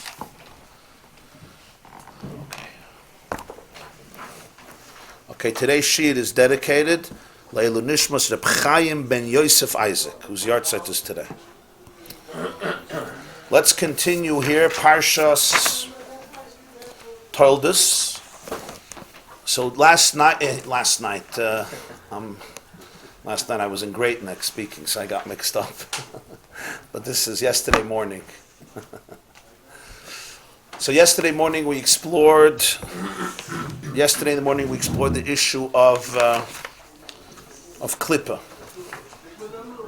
klippa, which is, I want to point out one thing, and that is people grow up in some communities with the word klippas very often, and it's a source of a lot of guilt. And like whenever something is not good, you say it's klippas, klippas, klippas. And really, people fail to realize that klippas is really a very sophisticated term. It's an extremely sophisticated and nuanced term, which explains something very elegantly. It's fascinating to me that sometimes a term that's really very explanatory becomes very repressive. In other words, if you'll ask a child, what does klippas mean? It's bad. What makes it bad? Because they call it klippas. Really, the word justifies itself. The word says anything that is based on a cover-up is something that you want to avoid as much as possible. Right? You can't completely avoid cover-ups in this world. You have to buy bananas with banana peels. You have to buy nuts with walnut peels. That's part of life. Part of life is cracking nuts and peeling peels. But it represents the idea not to confuse the husk with the substance, the outer with the inner, appearance with substance, chitzonius with pnimius. That which has dazzlingly attractive appeal and appearance, but substantially it's noxious. It's sugar-coated, but it may be poisonous inside. That entire concept, whether you're talking about in terms of investments, or you're talking about in terms of a spiritual life, you're talking about in terms of psychological life, in terms of relationships. Not everything that looks good on the outside is good on the inside, and sometimes the exact opposite. The only reason it looks good is because of the outside, and the moment you remove that, it loses its power, it loses its significance. So generally the term is a very important term, because it actually gives a very serious message, and a very understandable message, and a very relevant and meaningful message about thoughts, words, or actions if they contain an element of cover-up in order to legitimize themselves, and without this they lose their legitimacy, they lose their appeal, and they lose their significance. So this brings us to the general theme being addressed here, which we'll come back to Esav, and that is the difference between kedusha and klipa. Klipa is always identifiable, is always distinct from kedusha.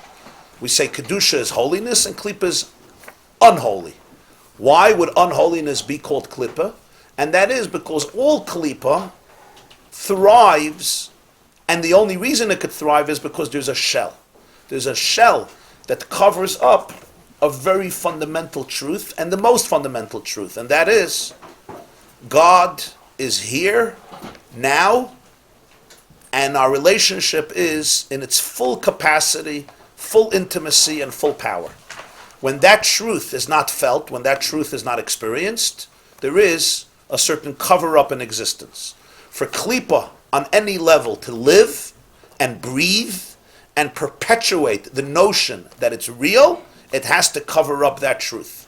That truth, which Chassidus calls the pasuk in V'eschan ein oid milvadai, that truth that I'm in a relationship with the divine, with truth, right here, right now, in every space, in every time, in every moment, in every space, in every experience, in every encounter, wherever I am in the world, physically and conceptually, existentially, when that truth is diluted, when that truth is covered up, when there's a reality that doesn't recognize that, it can create realities based on that cover-up, and all the realities that exist based on that cover-up would go into the category of klipa.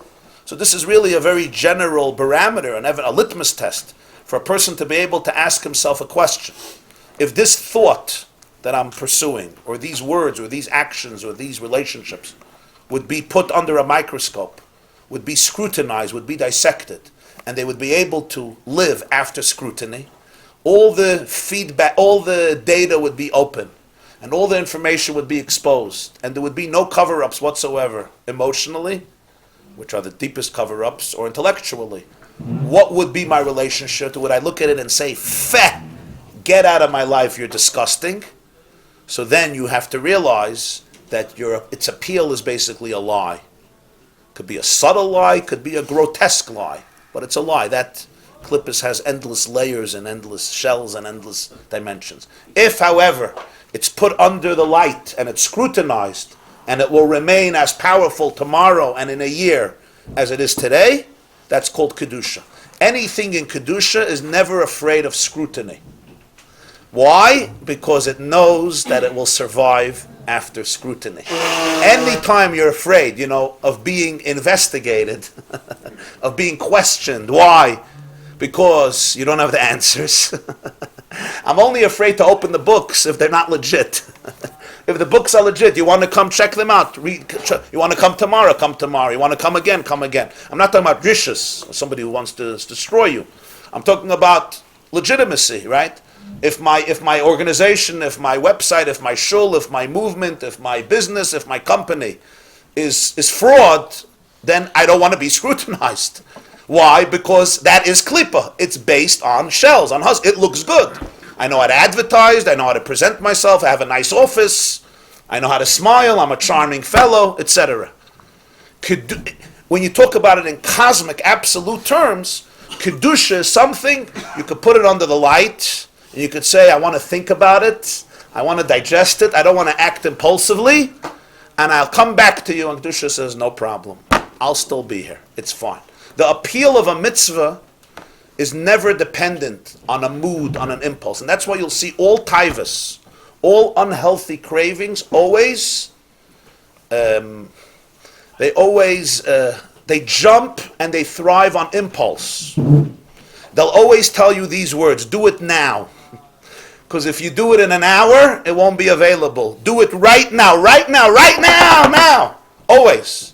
And if you turn to the taiva and say, no problem, let me just investigate you. Give me 3 hours. I'm going to Google you. I'll do some research. I'll talk about it with a friend. And I'll come back. What's the taiva going to tell you? No. Now is the utopia. Now is the euphoric experience. Now it's happening. Now, always now, right now. Why? Parshas. Because if you Google him, I don't know if Google always works for all klippers. Sometimes that's the klipper. But you have to know. Depends. But whatever Google means in your world, right? If you'll say, 1 second, I'll be back. No way. There's a word by Chassidim, an alter word, that the difference of both in a mitzvah and an aveira, there's always 2 expressions. There's the moment of there's the moment of oi. The question is only the order. By an aveira, it always starts off with this is going to be geschmack. It's going to be wonderful. And then an hour later, a day later, it's oi. What did I do? I got into a mess. By a mitzvah, it's the other way. You have to get up in the morning to come learn. Oi, I'm not in the mood. But then an hour later, 2 hours later, it's Why? Because kedusha doesn't run away from reality ever. I'm fine. When I'm real, I'm real. What do they say? If you're going to lie, you better have a good memory. Because you always have to be busy, I lied yesterday. I told my wife I went to a shir last night. I went somewhere else, right? I went to a simcha. We know where I went. So now, it's always cheshbonis. You have to halt cup. If you're real, it's fine. You can ask me 1,000 questions. Sheker, there's many. Emes, there's only one. Emes can't contradict emes. Emes could contradict sheker. So you always have to hold cheshbon what the lie was. That's why if you have a bad memory, you have to be saying the truth. If you have a good memory, it's still a good idea in life. Yeah. If you tell the truth, you don't have to remember what you said. If you tell the truth, you don't have to remember what you said, where you were, where they think you were. Always. The best lie in life, the best principle in life is to say the truth. Yeah. There's an expression here: the best deligan is the emes. Huh? The emes is the best deligan. The emes is the best deligan. I mean, if you take that further, you said yesterday, social norms then, we'll say klippas, because etiquette, because we're not really expressing what the ultimate truth is. So it's a necessary klippa, but it's a klippa. And if I want to be really chutzpahdik, I could say the Maratz Chayes is a klippa. It's Shita, what he said about Parshas Toldos is a klippa. Yeah. Because his Torah is not willing to be honest, because he's not willing to be honest. For educational purposes. Yeah, again, when you say the word klippa, we have to understand the subtleties of it. But it's also correct to say that every klippa could be changed to kedusha. It doesn't mean that it stays a klippa. There are two types of klippas, actually. The Arizal, the Balatanya, and Tanya discuss there's two types. There's a klippa called klippas noiga. There's a klippa known as sholosh klippas hatmeyas she'ein behem toiv klal. They come from the Merkava of Yecheskel. Ruach sa'ora anan gadol eish mislakachas v'noiga loy saviv. It's an expression in Yecheskel chapter 1 in his famous prophetic Merkava vision that we read in the Haftarah of Shavuos. So the Arizal explains in the Sefer Eitz Chaim, and the Tanya explains that based on the Arizal that there's two types of klippas. Klippas noiga means a klippa that shines. Noiga means a shine. In other words, it's a translucent shell. When you look at the shell, you could pierce through to the depth. And that klippa could be completely sublimated. It could be aligned with the substance. Because that's a similar concept, like mitoich shaloi l'shma ba l'shma. And there's an expression, an explanation in Chassidus that mitoich shaloi l'shma. If you look at the toichius, at the inside of the shaloi l'shma, you'll find the l'shma also. Klippas noiga can be sublimated. And life must have that, because we live in a world that is filled with shells and husks. The whole physical world is essentially a world of klippa, because it conceals the substance, even on a scientific level. When you're looking at this table, you don't see what's in this table. There's nothing that's going on that even looks like what it looks like. Absolutely not. It's a whole different universe. I'm talking from a secular scientific level. What the eye that finds reality is not reality. It's reality from the eye's perspective, but that's reality. That is significant. I could bang this table. I'm not like banging trillions of atoms, right? What kind of klippas cannot be changed? And then there's a level of klippa where the husk is so opaque. The word is opaque. It's so the helm, the concealment is so powerful. The hester is so powerful that I have to crack it. In other words, there's no way, or I can't crack. In other words, I have to stay away from it. It's not like I could deal with it. You understand? You could deal with a diplomat. You can't deal with a liar. It's very different. You know what I mean? It's true and true a lie. Yeah, if there's a path of somebody, in business, yeah, you have a partner. Sometimes you have partners who are a little complicated. You know what I mean? If you're dealing with a liar, it's very difficult. You have to cut the relationship. Somebody lies and doesn't care. You have people who have insecurities, so they have klippas. You could deal with it. People who are lying, there's nobody there. There's no one home. Nothing what they say they don't mean. They're like sick. They're toxic. You have to just know these things. By yourself, we also have these things. Yeah, there's certain things you have to stay away from. A person has I don't mean to mention addiction in every shiur, but it's a big issue. A person has an addiction. You can't say I'm going to drink wine by the Seder night of Pesach. That's addiction. People who are addicted are not allowed to touch wine on the Seder of Pesach. They have to drink grape juice. Even though there are those who are not mate grape juice, but it's an issue of pikuach nefesh by them because they have a disease. Right? I'm just giving an example. The night of Pesach I become frum. That's a klippa. It's something person. The Gemara says, don't get close to the vineyard. Not for everybody, but for this person, it's a very real situation.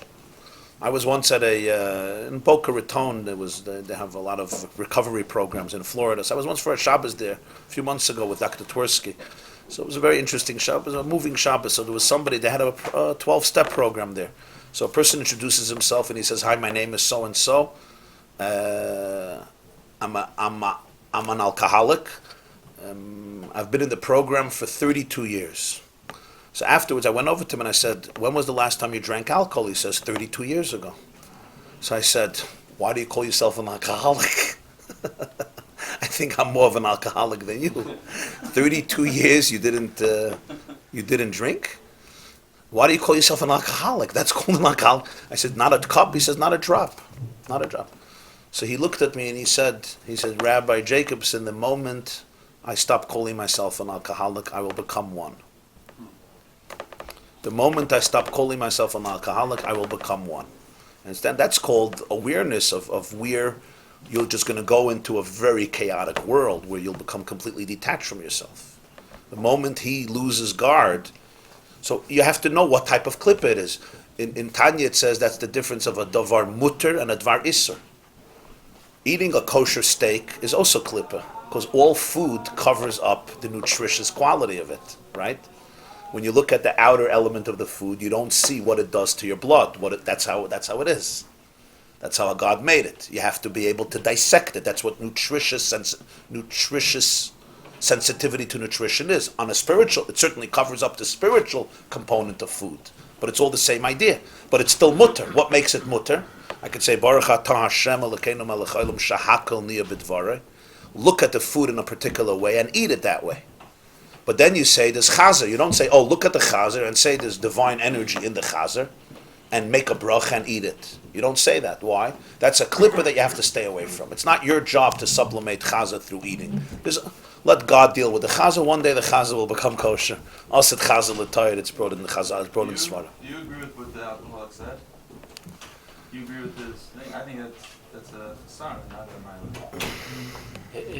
He's an alcoholic. It is a chsaron, but No, but by that's him the life calling he himself has. an alcoholic 38 years later, he's still keeping himself an alcoholic. He knows himself from that. he knows he could fall today. Someone, I know people in recovery. someone that hasn't, Story. No, I think the guy's making it get it for someone that hasn't drunk wine. You wouldn't say the same on a diabetic, would you? The same thing. Okay, but one's psychological, one's physical. No. It's not so clear. Someone It's that not so hasn't- clear. There's psychological problems too. Someone that hasn't drunk wine. And psychology is quite real. I'm not saying that it's not real, Can't but snap it's out of something that can be everything. changed. It's not so simple. Someone that hasn't drunk wine. Sometimes it becomes a real disease. It's not so simple. Someone that hasn't drunk wine in 6 months is called a dry drunk. Huh? Someone that hasn't touched wine, an alcoholic, in 6 months is called a dry drunk. A dry drunk, huh? Interesting. 6 months. Okay. Even there's two clippers, there's not such a thing about a person as a clipper, and he's a clipper, like they said. Chas v'shalom. After all these Maimorim, you still ask this question? I don't understand. He said as clippers you can't change, but it's not doesn't mean on the person. A neshama is a chelik elikam emal mamish. A guf is holy. What's that stuff? There could be what you heard otherwise. He was really abused. Really? Okay. Was? Aber is Amalek. He's painted When I feel Amalek, the Rambam Paskin, as Amalek becomes Nizgayer, is Ois Amalek. That means the clipper could be Nizbar. It's not so poshut with Amalek. It's a Psak Din HaRambam. Amalek that's Nizgayer is accepted. He becomes a full Jew. There's no din. You know that's a Psak HaRambam. Not so that poshut. The Gemara says, Mibnei Bonov Shel Haman Lamdu Torah B'Bnei Brak. The Gemara in Sanhedrin. But that's because Gershon is Gaia of the Okay. But when he is a Mulek, he's still. You're right. You're right. Amalek represents something that's beyond Bidur. You're right. The concept of Amalek. So this is the important yesod that there's the A and there's the Oi, right? So the Klippa thrives on instantaneous stuff, always instantaneous, right now. It looks like zrizis. It's not zrizis. Zrizis is a good thing. Zrizis means don't delay doing good things. But he doesn't want you to delay it because if you put it under the light, it fades away. You see it always that way. It thrives on instant gratification because there's not instant gratification. Because an hour later there's no gratification. You're looking for the next time. Kedusha doesn't work that way. Kedusha has eternal, timeless relevance because it's rooted in reality. And anything that's rooted in reality is real. And anything that's real today is real today and real tomorrow and real in the next 10 years and real in 100 years as well. Doesn't go away. Doesn't change. So now we come back to understand the 10 versus the 11. This is the reason why in Kedusha everything is 10. And by Klippa suddenly there's number 11. There's the Ktoiris, which is number 11, which the Ktoiris came to battle the idea of Klippa. The Rambam says, Al-Pi Niglab, in Mor Nevuchim, the Rambam in Mor Nevuchim writes a lot of things that became controversial over history. The Baal HaTanya felt that everything in Mor Nevuchim is really holy. This was a very big chiddush of his, because generally the Kabbalists, the mystics, and even a lot of the Rabbonim in Mor Nevuchim was very problematic. The Rashba, a lot of people, Mor Nevuchim was very rational, very philosophical. The Mor Nevuchim was hard to make shalom bayis with the Mor Nevuchim because a lot of things that he writes there. Balatanya felt that Moreh Nevuchim is Kedusha, it's Kulei Torah, and it's consistent with Kabbalah, which was like very revolutionary. So the Moreh Nevuchim writes that the reason that the Ketores was there was because there was a horrible smell in the Beis HaMikdash. So it was Pashut perfume. There was such a bad smell perfume. The Rambam also holds that the whole reason of Karbonis is because the Jews were so pagan, and therefore they were used to sacrificing children. That's what everybody did. So God said, you know what? You can't take out an addict completely. Instead of killing people, you'll kill animals. But it's really very primitive. And ultimately, killing of all types, even animals, is a horrible thing. The Ramban criticizes the Rambam. How do you say this about Karbonis? Famous Machlekes Rambam and Ramban. The Moreh Nevuchim wrote a lot of interesting things the way he wanted to explain it. In Zohar it says the reason of Ketores is Lahavi Ruach Hazuhama, also to remove bad smell, spiritual bad smell. So you see that the Moreh Nevuchim and the Zohar actually say the same reason, but in different words. He speaks physical and he speaks spiritual. But if you understand that the spiritual always mirrors the physical, so the Rambam is really articulating the Zohar in physical terms. So really, an interesting thing, the Ishbitzer brings, the Beis Yaakov brings, the son of the Meah Shiloach, that the Rambam and Moreh Nevuchim, the guide of the Rebbe, brings reasons for all the mitzvahs. All the 600, he has a reason for everything. Even Chukim, he has reasons for everything. And comes one mitzvah, Lechem Haponim. Lechem Haponim, they had to put on the table in the Beis HaMikdash every Shabbos 12 loaves of bread, and they would leave it for a week and eat it the next Shabbos and bring out the new bread. It wasn't chametz, it was matzah. It was not chametz.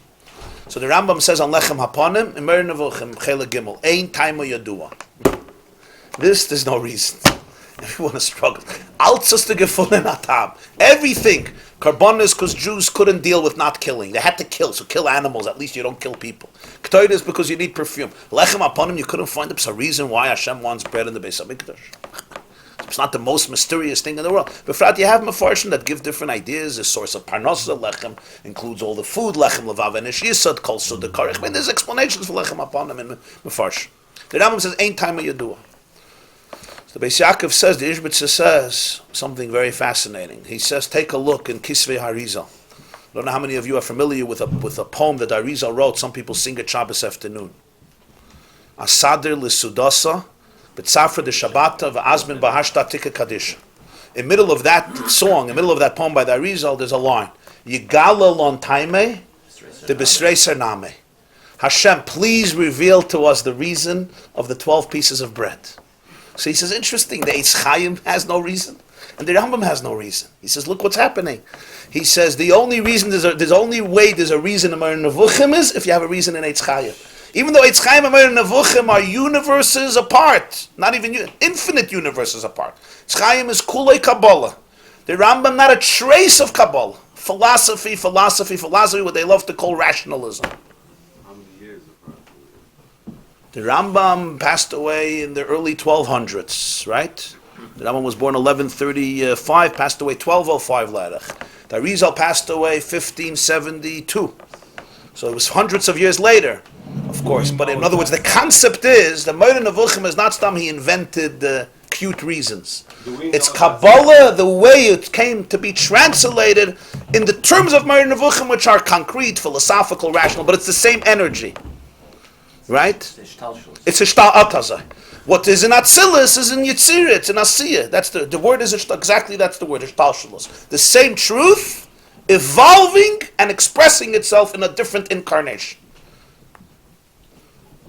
So by Ketores, I once heard from the Lubavitcher Rebbe, he said, look at Ketores, you'll see. The Rambam says in the Moreh Nevuchim, the Zohar says exactly the same thing. He speaks in Ruchnis, he speaks in Gashmi. Somebody asked something. Yeah, that's Chaim. Knew about the Moreh Nevuchim, was he for it, against it? Of course he knew the Moreh Nevuchim.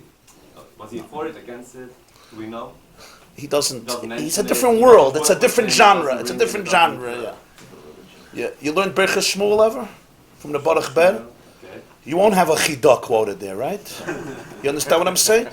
And you won't have a Chasam Sofer quoted there, or Yismach Moshe, right? It's just, you'll have Reb Chaim, right?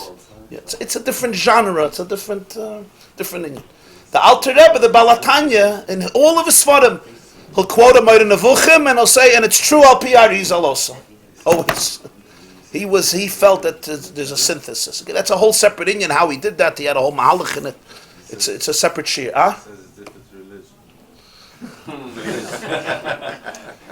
It could be seen that way. Yeah, it was certainly seen that way by people. It was even burnt. There was a time they burnt. They burnt his Svarim. They burnt Sefer Hamakom.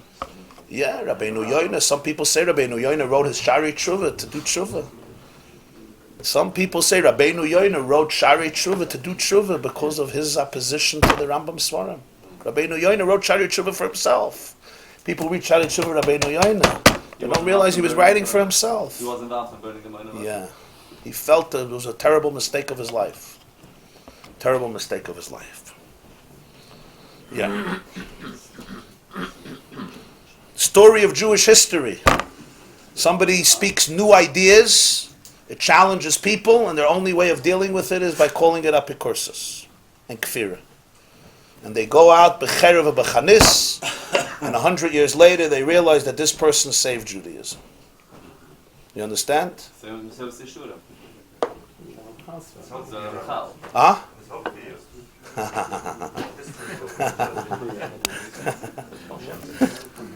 In Kedusha it's also called Klipa? No. And it's not called Klipa at all? Yeah. Because it has substance. And Klipa is only when it's empty. It's ultimate. If all the veils were removed, Kedusha remains in its full power. No impulses, I'm not needy, I'm not codependent, I'm not feeling this void, I don't need Instagram. The power of Kedusha is essential. It's essential, it's real. It speaks to the real needs, and it speaks to the real makeup of the human soul.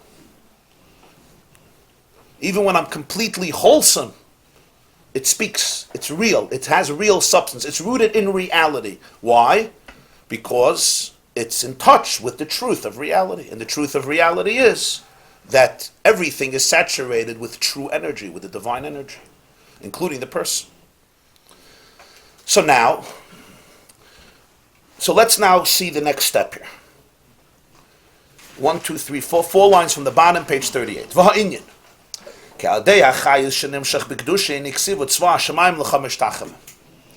We said, Va'ata mechaya eskulam. Everything gets chiyus. But tzva shamayim l'chamesh tachavim. Sheim pteilim. They have a relationship with the divine energy. They surrender to it. They're nullified to it. In other words, they align themselves with it. You identify, Kedusha identifies itself as divine.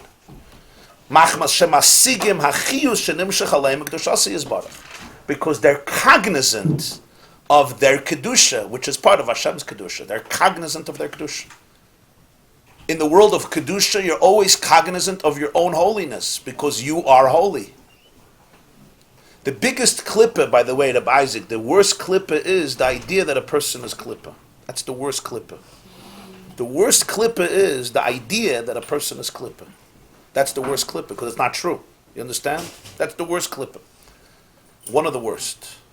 Rabbi Kalina said depression is nishkan aveda, atzvus is not an aveda, but what it could bring is no aveda in the world could bring to. Because depression is the real klippa. Depression really means what? I'm a lost soul. I'm a hopeless soul. Everything in my life is bad. What do you mean everything in your life is bad? God is crazy about you at this moment. He thinks you're like the best thing in the world that ever happened. What do you mean everything is bad? You're worthless, you're this. So that's a very deep clip. Clippers generally operate on a level of arrogance with a level of chutzpah. And chutzpah could mean, of course, terrible arrogance or terrible insecurity. It's always the same thing. The point is that it's not associated. It has to create a substitute self instead of God's self. Whenever I have to create a new self outside of God's self, it's because I don't feel that relationship. So I need to create a new self. Kedusha is never looking to be able to create a new identity because it's very comfortable in its identity. Because real identity is comfortable in identity. Real people are very comfortable in their own skin. The reason people lie is because they're not comfortable with their reality. They have to create fictional realities for themselves. There are people who are addicted liars, you know that? They could never say the truth. You'll ask them what time it is, they'll lie. Yeah? You can't trust them if it's day or night. It's like almost... Anybody knows what I'm talking about? It's habitual lie. It's like habitual. It's something pathological. And it comes from a very deep place. They're afraid to live with reality because reality equals suicide. So they're always creating substitute fictional realities because reality is too painful to deal with. It's really a very painful situation. You always need a substitute for reality. B'meila, why do you need a substitute for reality? Because you're not comfortable in reality, because you don't think you exist. And the reason you don't think you exist is because you're divorced from the divine. Because if you would be attached, of course you exist. You exist as part of the infinite. You exist as part of the Ein Sof. Klippe always creates substitute existences, and therefore it needs to create a new self. That self operates on two levels, either very arrogant or very insecure, but it's the same thing. You're not comfortable with who you are. So either you have to dominate, or you have to be dominated, but it's really the same thing, right? You have to dominate because you don't exist, and you have to be dominated because you don't exist. So this chutzpah that we're talking about is basically a replacement for the real self with a pseudo-self. It's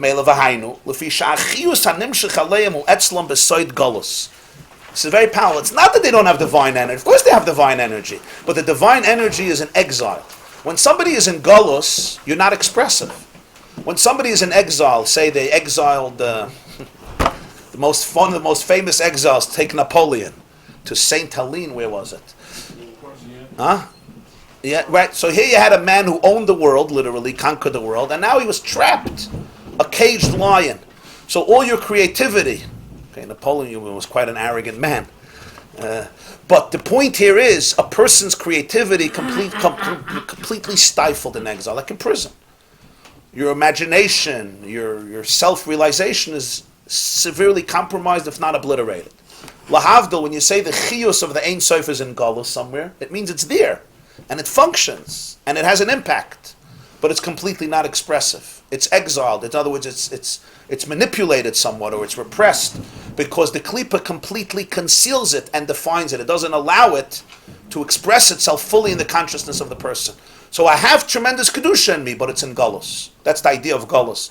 Galus means you're there, but you're in exile. You're in exile means the true identity cannot be fully expressed. And that's why, by definition, a person who lives with klipa lives always with a split, with a dissonance. Because you can't divorce yourself from kedusha, because that's how you live. On the other hand, you can't live with kedusha, because if you would, you wouldn't be you. So for you to exist, you have to have a split personality by definition, so there's no peace of mind. In the world of klipa, there's no peace. There's always a dichotomy, there's a split, because there's a chiyus of kedusha in you. Without that, you can't live. But by definition, it's in galus, and therefore there's the pain, a very deep existential angst, because there's no oneness. There's no holistic integration of the person's life. They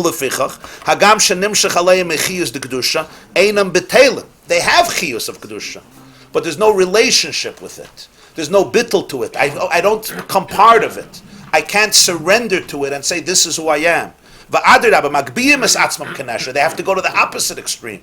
Become like eagles, which is an expression of the bird that has to soar above everyone else. It's a pasuk in Tanachim. Takbi kenesher mishamar yitcha. V'achiyus shenimshech lem hu nivla b'soicham. It becomes swallowed up like bittul. We learned in the morning in Masechta Beitza about bittul b'roiv, bittul b'shishim. What's the idea of bittul?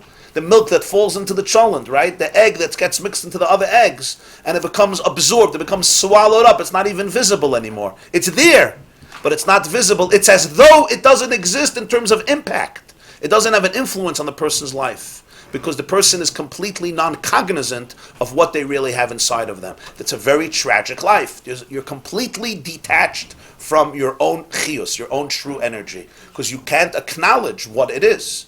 And therefore you create substitutes for it. And the substitute is also feeding off the Ein Sof, because that's where all chiyus comes from. So even the dysfunction is coming from functionality, but it's completely distorted. There's no link between who you are and who you think you are. It's survival technique. Of course, it's all, yeah. Klipa always is survival technique. It's always surviving, always. And it survives well. It's life or death. In its imagination, yeah. Huh? Guilt after an Aved, is it klip or not? We go back to the lovely question of guilt, which we keep on coming back to. I think it depends how you define the guilt.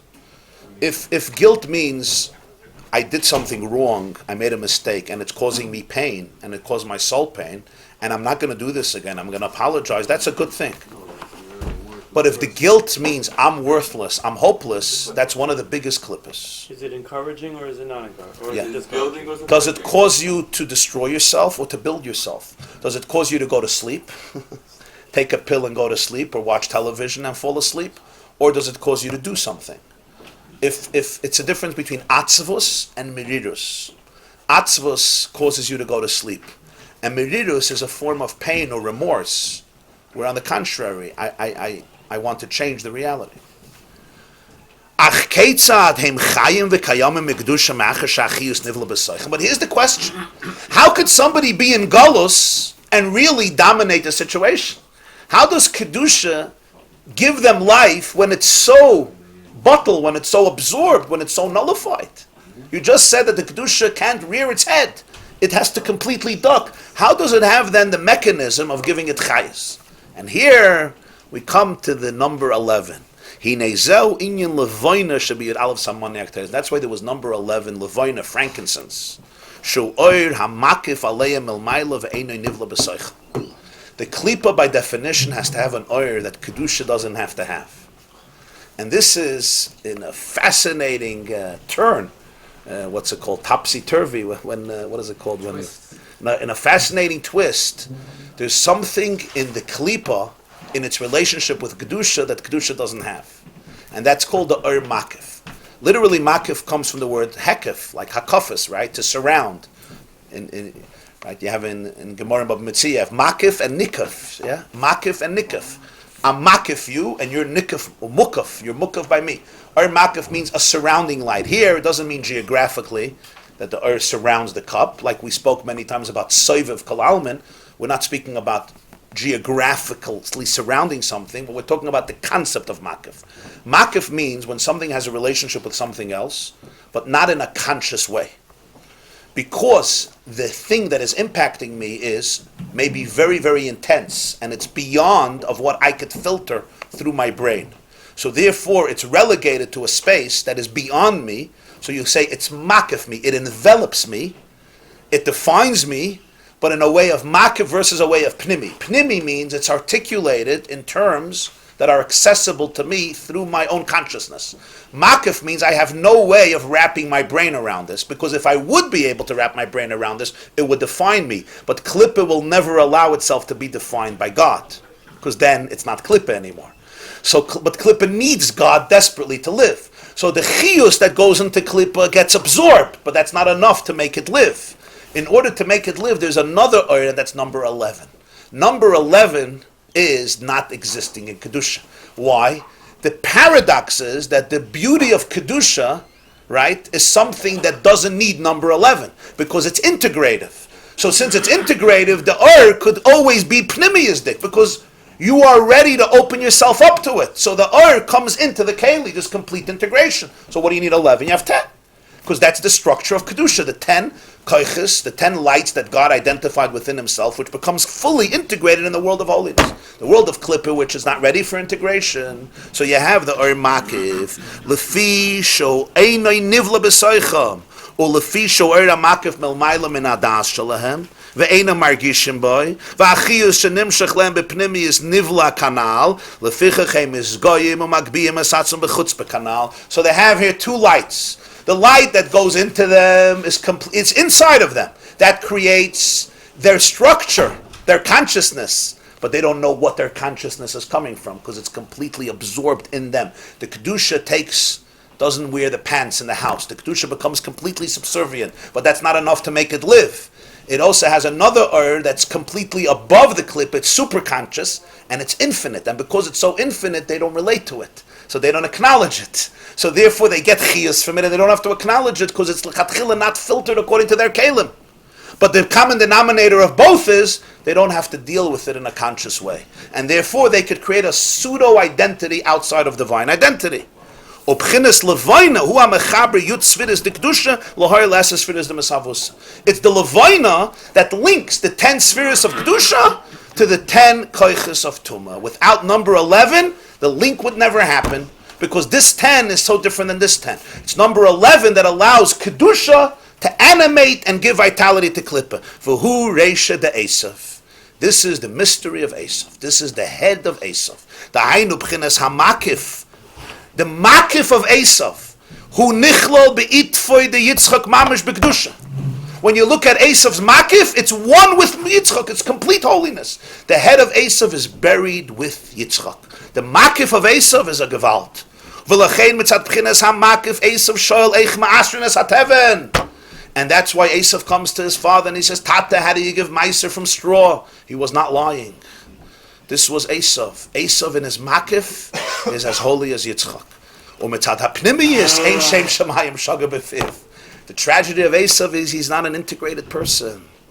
So Yitzchak looks at his son and he says, wow, such a boy. He asks me how you give meiser from salt. And then a few years later he says, Esav is mentioning God's name? No, it's not Esav. So he asks, was Yitzchak fooled? Wasn't he fooled? Was he naive? Was he not naive? Did he know Esav? Did he not know Esav? He knew Esav full and well. But he knew that Esav doesn't know Esav. Esav doesn't know Esav. There's the Makif of Esav. The Makif of Esav wants to give meiser from salt and straw. The Makif of Esav has a very unique idealism to it, and as we will see, it has an idealism that's higher than Kedusha, because it's infinite. On the other hand, the integrated element of Esav, the Pnimius of Esav, is completely detached. The consciousness of Esav, the way he defines himself. And therefore, Ein Shem Shemayim Shaga B'Fif. Yitzchak, of course, through his blessings, is going to try to integrate the Makif of Esav with the Pnimi of Esav. That's what he wants to do. He wants to be able to take number 11 of Esav, that's the Torah, the Reyach of the Torah, Reah Reyach Beni, as we will see further. So not just that Esav's head has a shaykhus with Yitzchak, but Esav's head also couldn't be buried with the rest of Esav. Right. Esav's head has to go to Yitzchak. This class is brought to you by the yeshiva.net. Please help us continue the classes. Make even a small contribution at www.theyeshiva.net/donate.